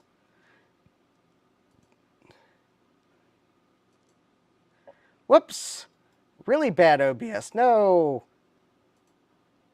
Do what I want you to do, not what I told you to do. Flip. Horizontal. There we go. The Oregon Trail with the MECC logo. Yay, yeah. I actually... I don't think it's an original copy, but yeah, I actually wanted a copy that looked like the one that I played back in the day. So I'm going to be a banker from Ohio, or from Boston, because, well,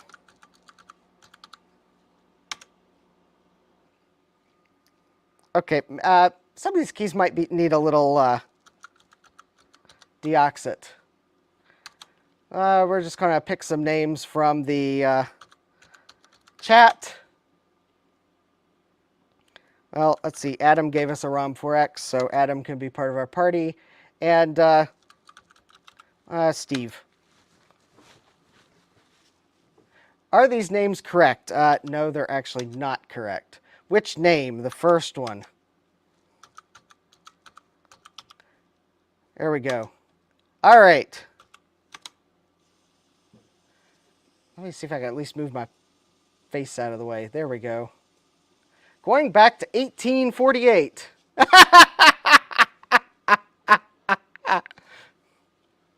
Yeah. All right. I believe we want to leave in April. Not to give all the secrets of the game away.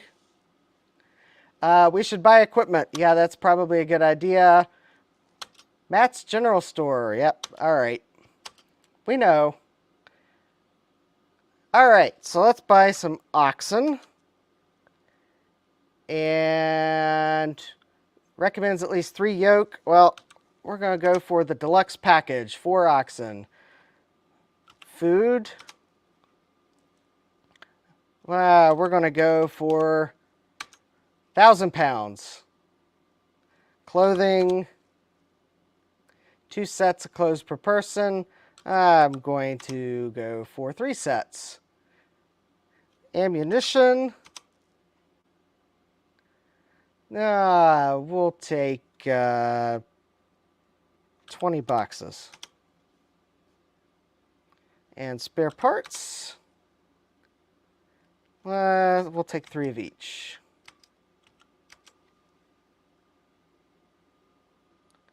All right, I think that looks good.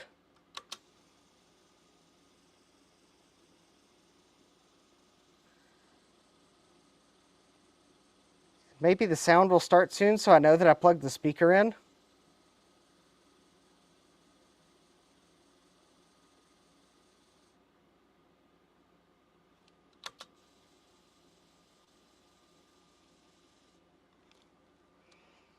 I mean, did I plug the speaker in? Yes, I did plug the speaker in. Okay. I do know this game. It's kind of weird that I thought there was more music in it, but I guess not. All right, so we're going to continue on the trail. 102 miles to the Kansas River crossing.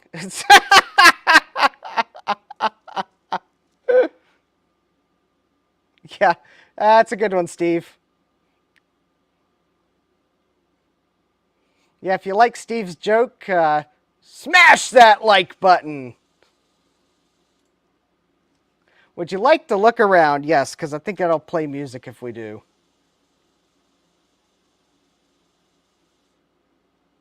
Or not. Come on, I want some music. Oh, or did I maybe turn the sound all the way down?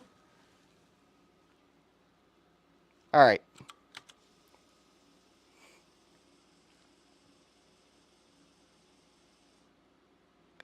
Must cross the river in order to continue. The river at this point is 625 feet across and 4.4 feet deep in the middle.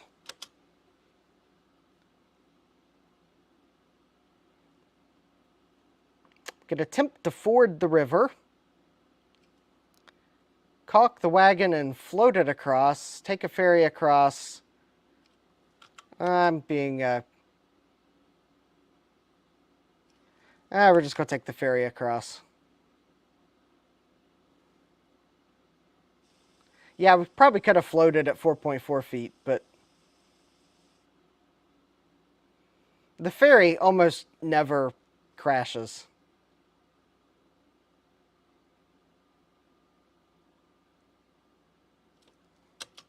We got safely across.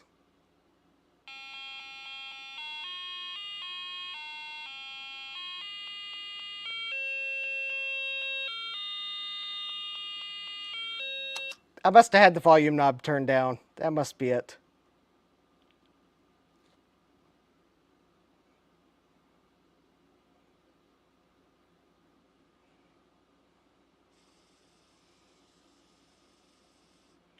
The Big Blue River crossing. Would you like to look around? Yes.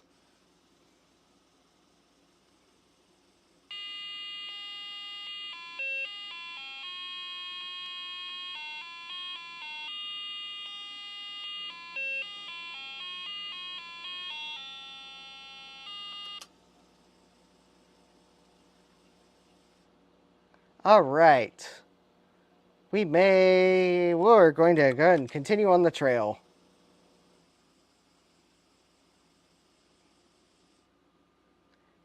Must cross the river at this point.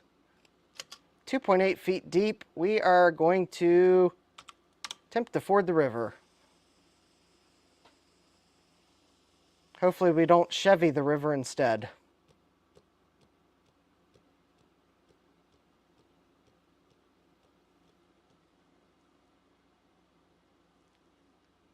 Your supplies got wet, lose one day.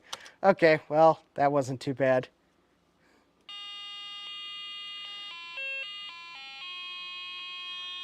That doesn't surprise me, Jeremy. Those speakers are really rather fragile.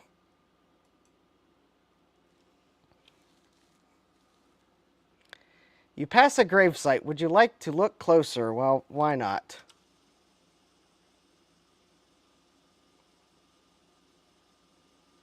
This tells me this might be a copy of... Huh. Something tells me that this isn't a copy from a master copy of the game, but instead is a copy from a school that had used this before, maybe? Yeah. Because that doesn't look like something MECC would have shipped. Or maybe it is. Maybe that's an Easter egg.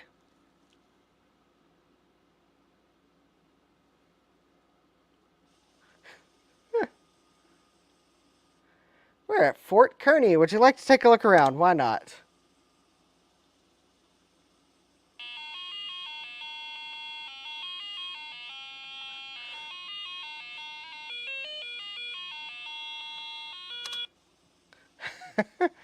This is the version of the game I prefer. Yeah, there's much shinier versions of this game out there.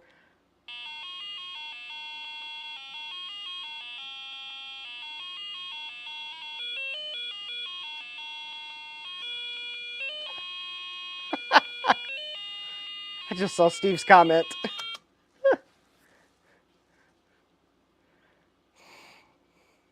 All those shiny newer versions have just fancy features, but this one's just tried and true Oregon Trail goodness. And 8 bits are all you need. Yeah, I might want to adjust rations. Oh no, Adam broke his arm. That's not good.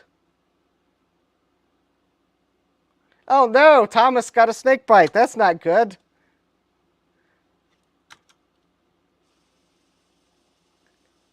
I'll also probably have to go hunting. Let's see here. Change food rations. Yeah, I think the default rations are...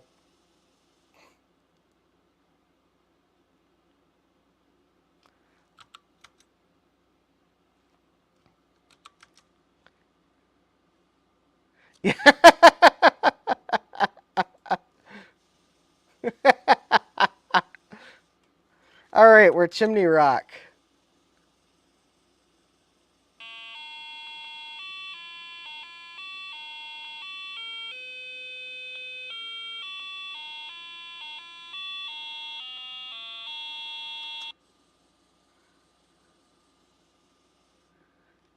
All right, let's I guess we're going to check supplies here. All right, we are going to need some food. Let's continue on the trail.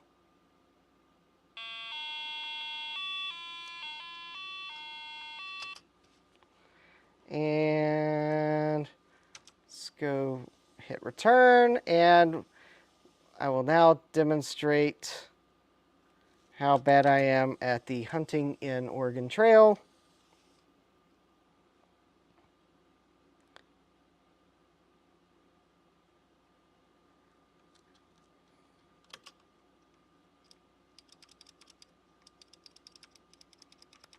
Okay, come on. Big game, big game, big game.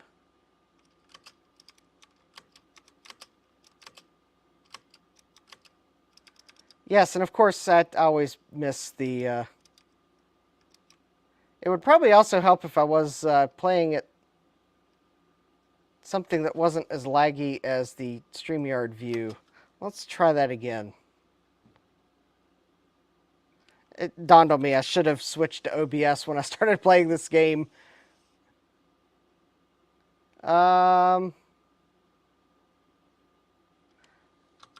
Picked the wrong option. I didn't mean to trade. I meant to hunt. There we go. 8. Ah! I know, Steve. This game is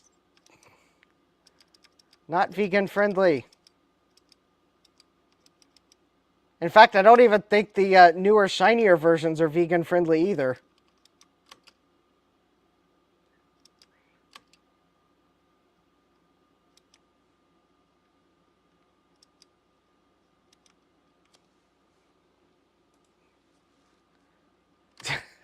All that work for 61. Yeah, I know.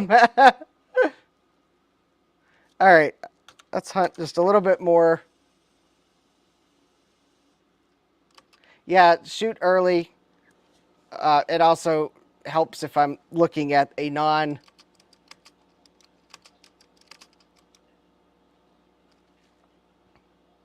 I was never really good at hunting in Oregon Trail. Yeah, I wanted that buffalo.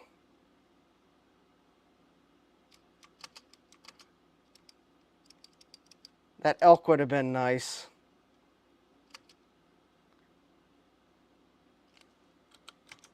All right, let's continue on the trail. Severe thunderstorm, lose 1 day. No.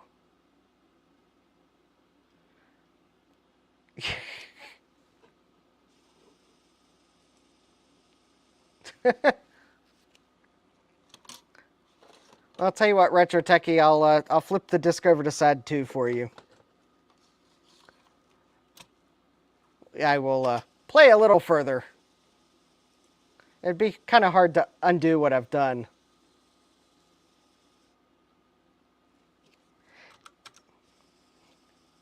The interesting thing is I don't remember flipping the disc playing this in elementary school.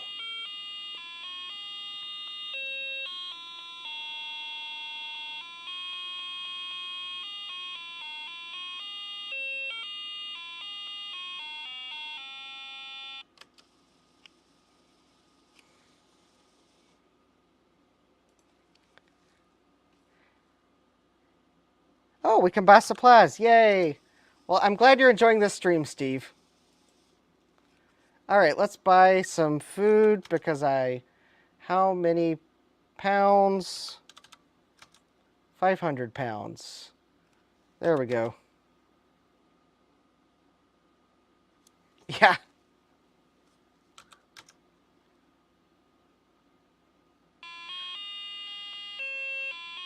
Good night, Thomas.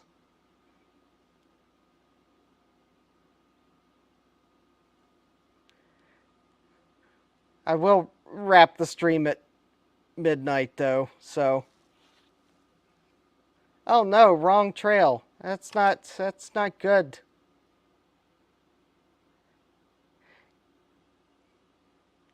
Yeah, I think StreamYard or YouTube might have had issues.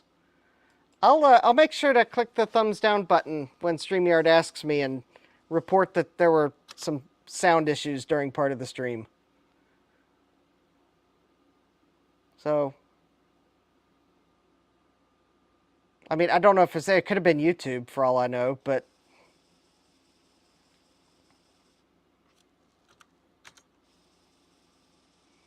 I guess if they don't know about it, they can't fix it.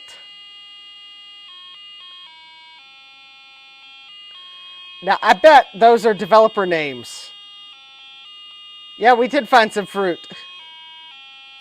I bet those are names of developers on that rock. Alright, we are going to continue on the trail. We're also going to have to skip some of the music if we're going to make it to Oregon before the night is over.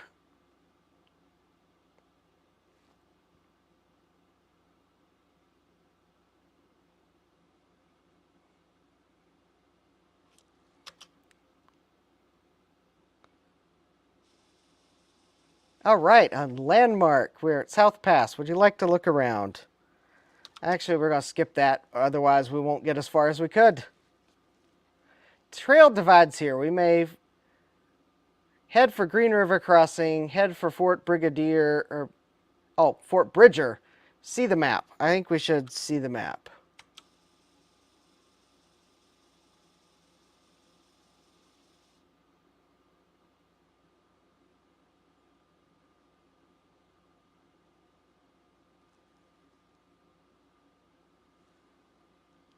Huh. Don't know.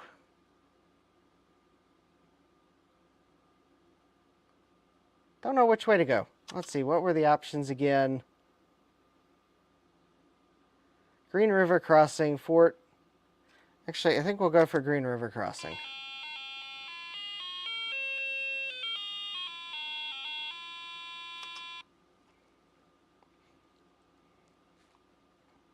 Inadequate grass. Oh, no. Very little water. Well, just wait. We're about to a river. Green River Crossing. Would you like to look around? Why not? The graphics in this game are 8-bit awesome. Okay. Can't look around too long, though. Time's a-ticking. We'll continue on the trail, because... Across the river, it is 400 feet across and 20.1 feet deep in the middle. Yeah, we can ford that, right? We're going to take a ferry across. That's pretty deep.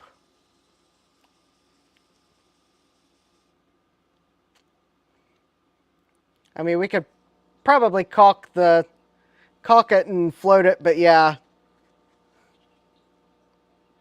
There we go. We got across. Soda Springs. So would that be Coke or Pepsi? One of the oxen is injured. Oh no. Very little water. Very little water. Someone's going to get dysentery here really soon.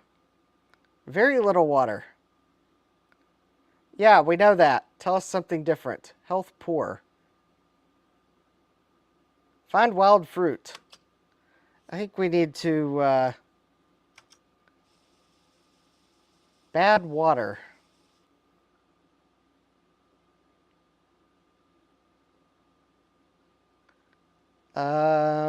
Health poor, pace steady, rations meager.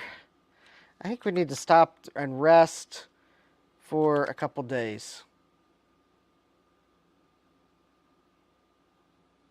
Alright, I guess we'll continue on the trail. That didn't help the poor health. Oh no! Steve has typhoid! No! How will Steve fix the Max with typhoid? Alright, we need to get to Soda Springs before anything worse happens. Yeah, let's take a look around. I know. Oh.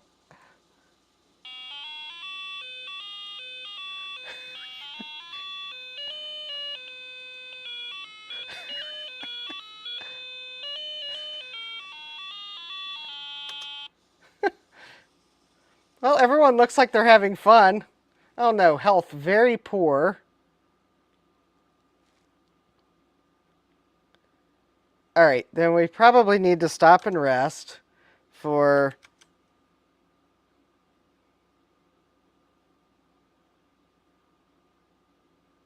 All right, at least health is poor. I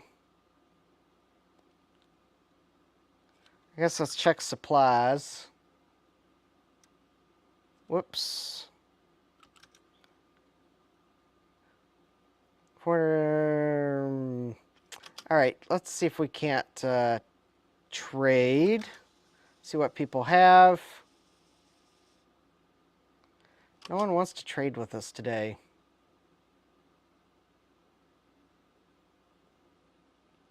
All right, well, I guess we're going to have to continue because we're going to have to go hunting. Fort Hall.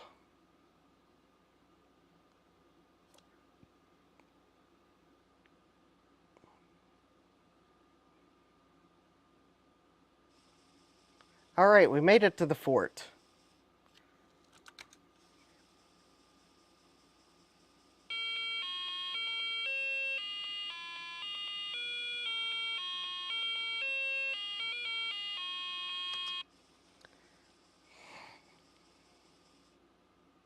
All right, let's see here. Let's buy some supplies.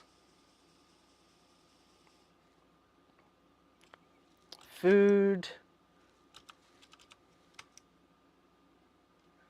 I guess that's really all we need.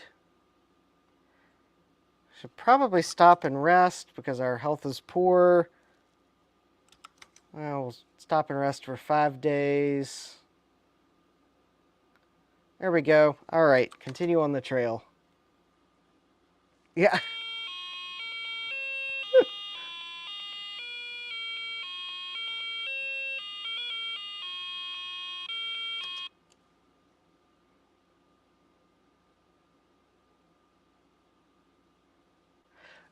Water's not something you can buy in this game, interestingly enough. You can buy food, but not... Steve has exhaustion. Steve, you're exhausted from that epic live stream on your second channel. Oh no, Jeremy has a fever. This is... Oh, found wild fruit. All right, I think we're going to have to go hunting or something. Actually, we've got so much food. All right, let's rest for a couple days. We can't do too many recaps. All right, we're going to have to continue on the trail.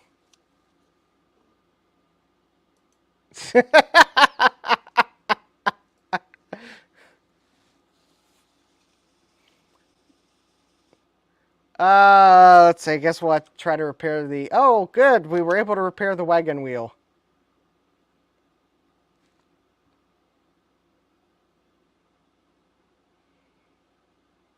All right, come on. We got to make it to this river.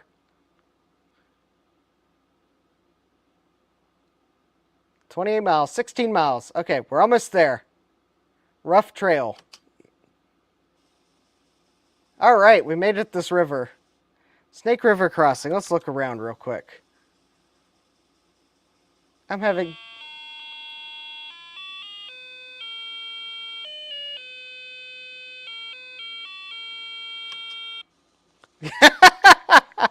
At least I recapped the wheel. That's a good one. All right. I think we need to stop and rest for a couple days.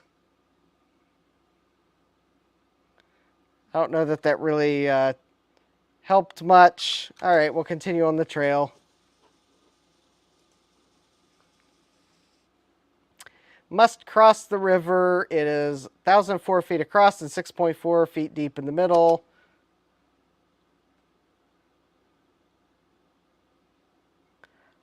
let's...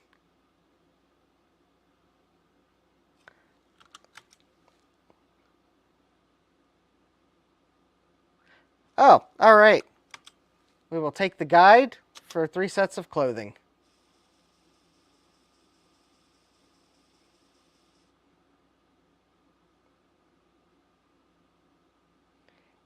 Oh, no! Oh, no, we lost food and 3 more sets of clothing. Yeah, maybe we should have taken... Actually, I don't think the ferry was a choice on that one.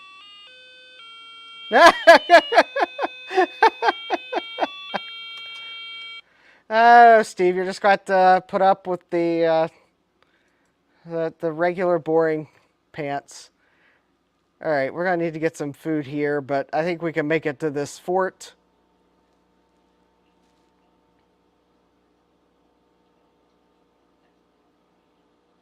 Oh, no, Adam has typhoid. No.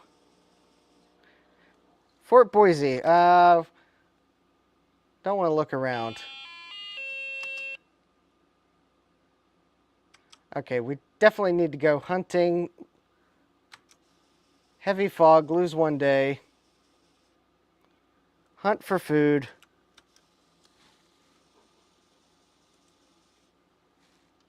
All right.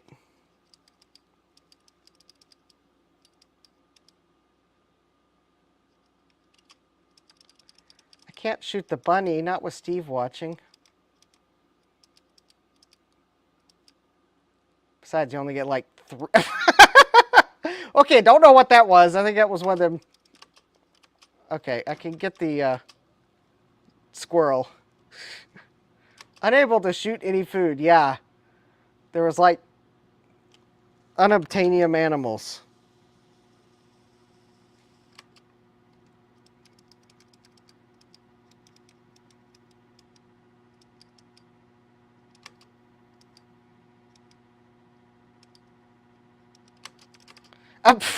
See, that's how bad I am hunting in this game. Bear walks up right beside me and I can't even get it.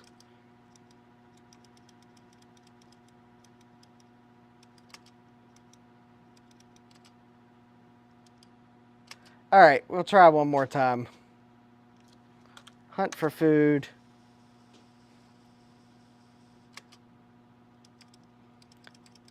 Oh good, I'm in the middle. That will help.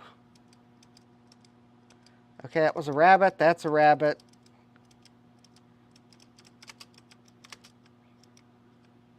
Bear would have been nice, because then that's pretty much all the food you can carry.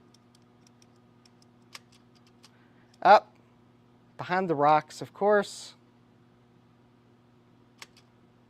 Oh, no. Alright, we're going to have to go hunting one more time.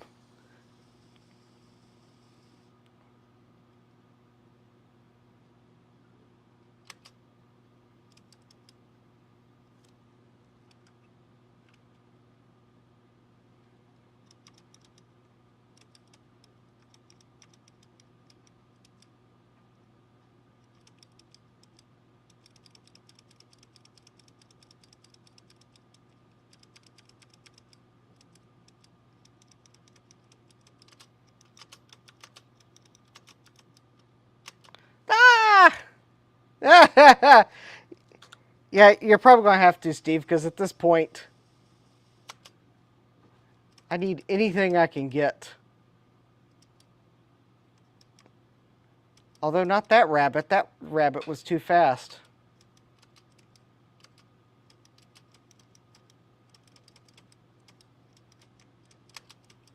Oh, no. Yeah, I had to get it. Of course, that's only like 2 pounds, 1 or 2 pounds. All right. 3 pounds. All right. All right. We just got to continue here. We'll go to another spot. Oh, we found some wild fruit. There we go. Steve has something to eat again. Oh, no. Steve has typhoid again. This is not good.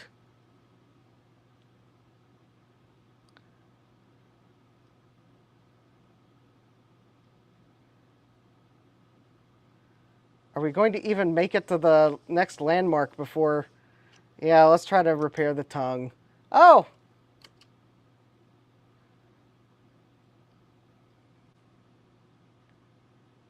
Steve has a broken leg. This game is beating up on Steve. That's just not very fun at all. Jeremy has dysentery. Come on, this is Jeremy's computer. Be nice to Jeremy.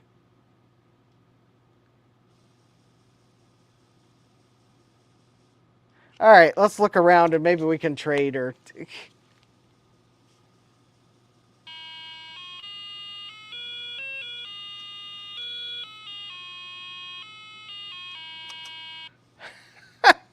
Okay, let's see here. Will anyone trade food? Because hunting is... No one wants to trade with us today. All right.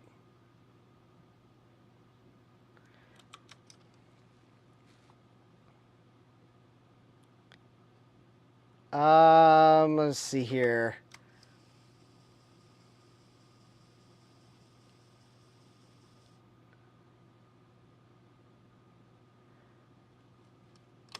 I think we're going to head for there because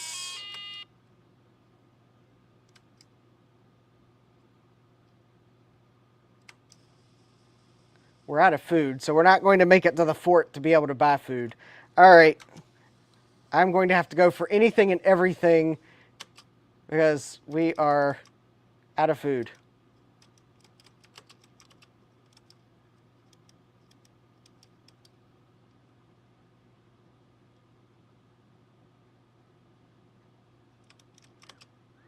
Including the little cute squirrel.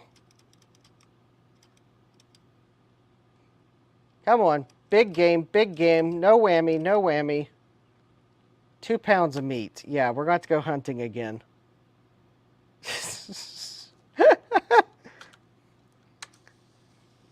I don't think this game works that way, Retro Techie. I don't think the game works that way either, Steve. Plus, I think I still have 3 wagon wheels. Because, luckily, you see, that's the...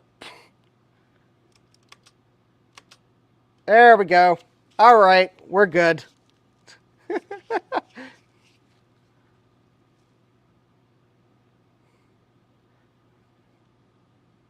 Only able to carry 100 pounds back to the wagon. All right, well, let's continue on the trail.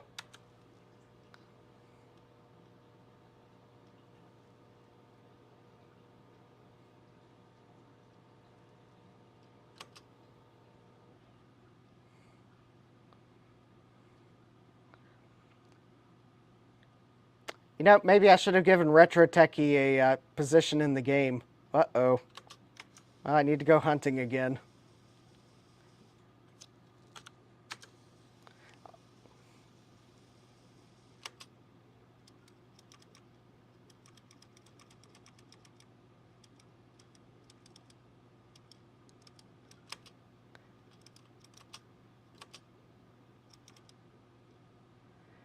You know, now that I think about it, if I can find it, I just thought of an awesome something or other. All right.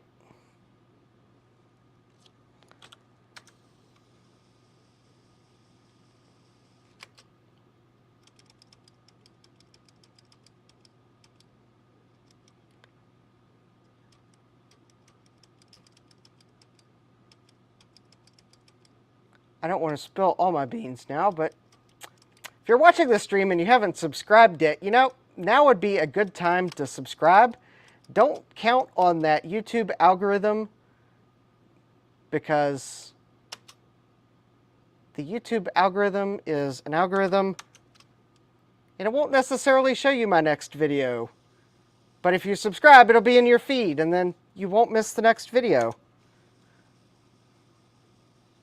And plus, I'll get closer to another milestone for the channel. Yeah.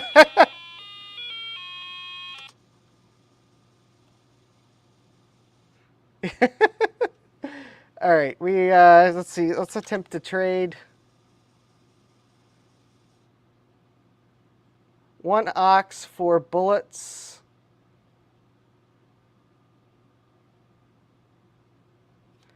Sure, why not?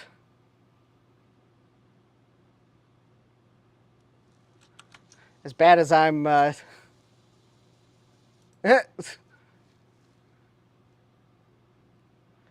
sure, why not? There we go.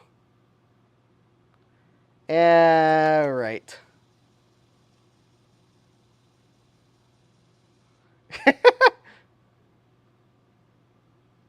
Trail divides here. You may float down the Columbia River, take the Barlow Toll Road.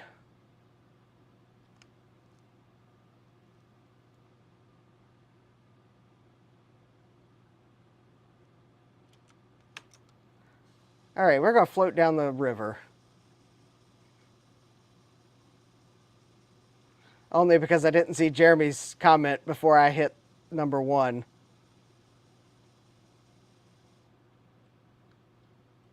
Oh.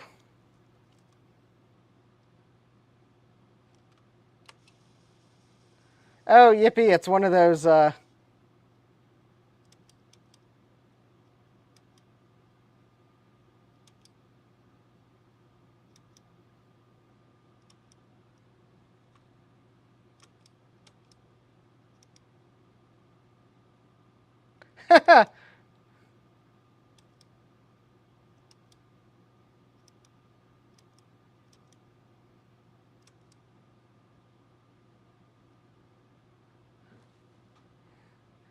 All right, so there's the first direction sign.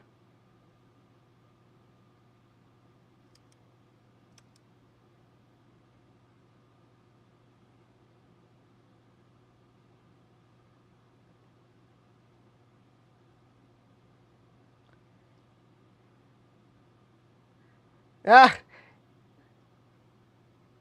You know, I didn't have enough positions in the game, but yeah, Dave would have been a good enforcer for the game. Yeah, maybe I should have taken the toll road because this is, yeah,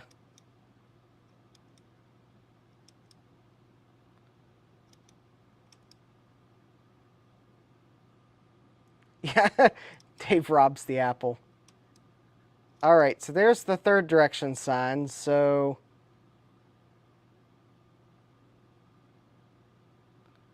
Is that the beach where I need to land at?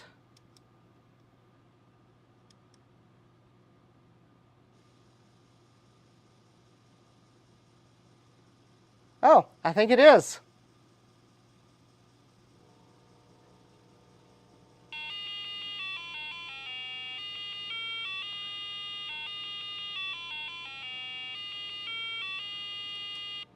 Wait a minute, we're in Oregon. We made it to Oregon. Let's see how many points I received. 5 people in fair health. Hey, I got my entire... Yeah, yay! I got my entire party to Oregon. I got the wagon, 14 oxen there, 9 spare wagon parts, 9 sets of clothing, 587 bullets, 22 pounds of food.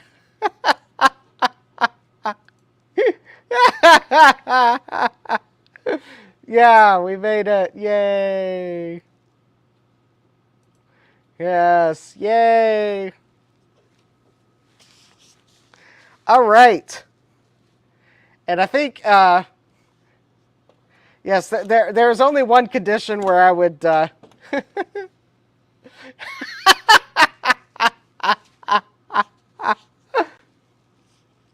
Yeah, there's only one... only one condition where I will play this game again tonight, because it is past midnight. And that is if my floppy emu goal got smashed, like, right now. So, if that happened, I'll play... Well, I can't do an all-nighter. I do have to work tomorrow. But yeah, I'd play another game of Oregon Trail right now if we smash through my floppy emu goal. Because, yeah...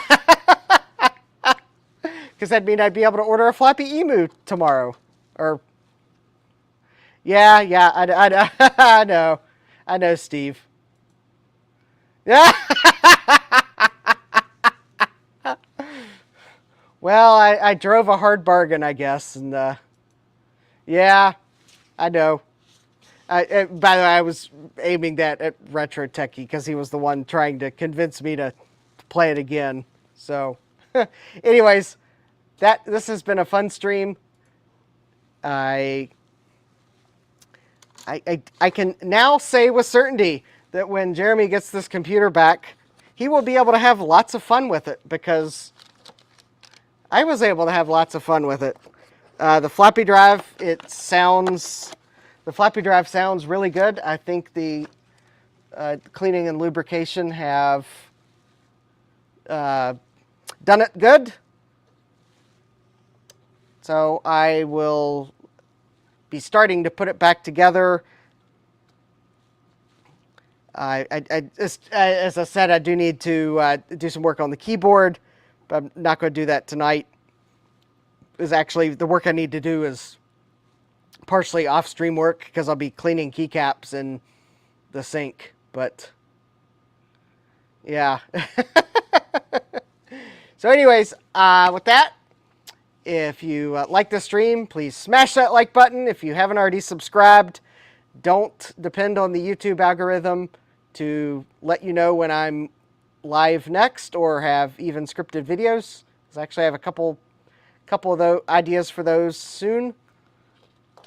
Go ahead and just subscribe and turn on notifications so that if YouTube decides to notify you, you will get notified. Because, yeah. Anyways, yeah,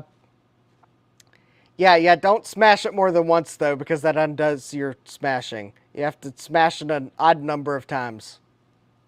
So, anyways, I am going to call this stream to an end because it is getting late. I would love to stream longer on this tonight, but I will also hopefully soon have a computer that I could actually maybe do more Oregon Trail streaming on, because this Oregon Trail, the one thing is it will not run on my Franklin Ace 1000 that is actually right there. It will not run on it. It apparently requires something better than an Apple II Plus or Apple II Plus clone. But I think I'll have that solution soon. And I'm going to give one other teaser, because I think while I'm sitting in the chair, you can't see it. But, yeah, let me go the other direction. And I will, so I have this box here, right there, and I will give you a clue. That is not what is inside the box. So before you all think I am going ice skating down in my basement, no, that is not what is inside that box. So, yeah, and I realize that is a really bad hint, but, well, that's all you're getting tonight. I don't want to spoil all the fun. And no, I will tell you, what is inside that box has nothing to do with what the box is. I guess I only pointed at that because, well, I got it today. And that is what size it is. So, yeah. So, anyways, I also will remind you that, yes, Sunday, don't know what time right offhand, but Sunday, Dave's Vintage Apple Tech will be doing another stream. I plan on being there. I don't know exactly what I'll be working on yet. Yes, Jeremy, I will send you those pictures. I actually meant to do that earlier. So I will send you those pictures. But yeah, I'll be on Dave's Vintage Apple Tech. And also, I guess I was on Trina's stream last night. So hopefully, next stream of Trina's, I'll continue what I was working on there. Yes, so Dave's stream is 10 a.m. Pacific, 1 p.m. Eastern, Sunday. So hope to see you all there. And with that, I'm going to call the stream to a close. Make sure I have my finger on the correct thing to click. And I'd like to wish everyone a great evening. Thanks for joining. Hope to see you next time. Take care. Computerized Start is brought to you by my awesome patrons on Patreon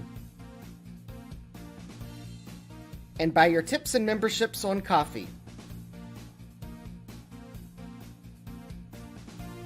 These and other channel supporters make my live streams possible. You too can become a channel supporter with tiers starting at just $1. Don't forget to smash that like button. And if you've liked what you've seen, subscribe and turn on notifications so that you don't miss the next video or live stream. And as always, thank you for all your support. I hope to see you next time. And until then, take care.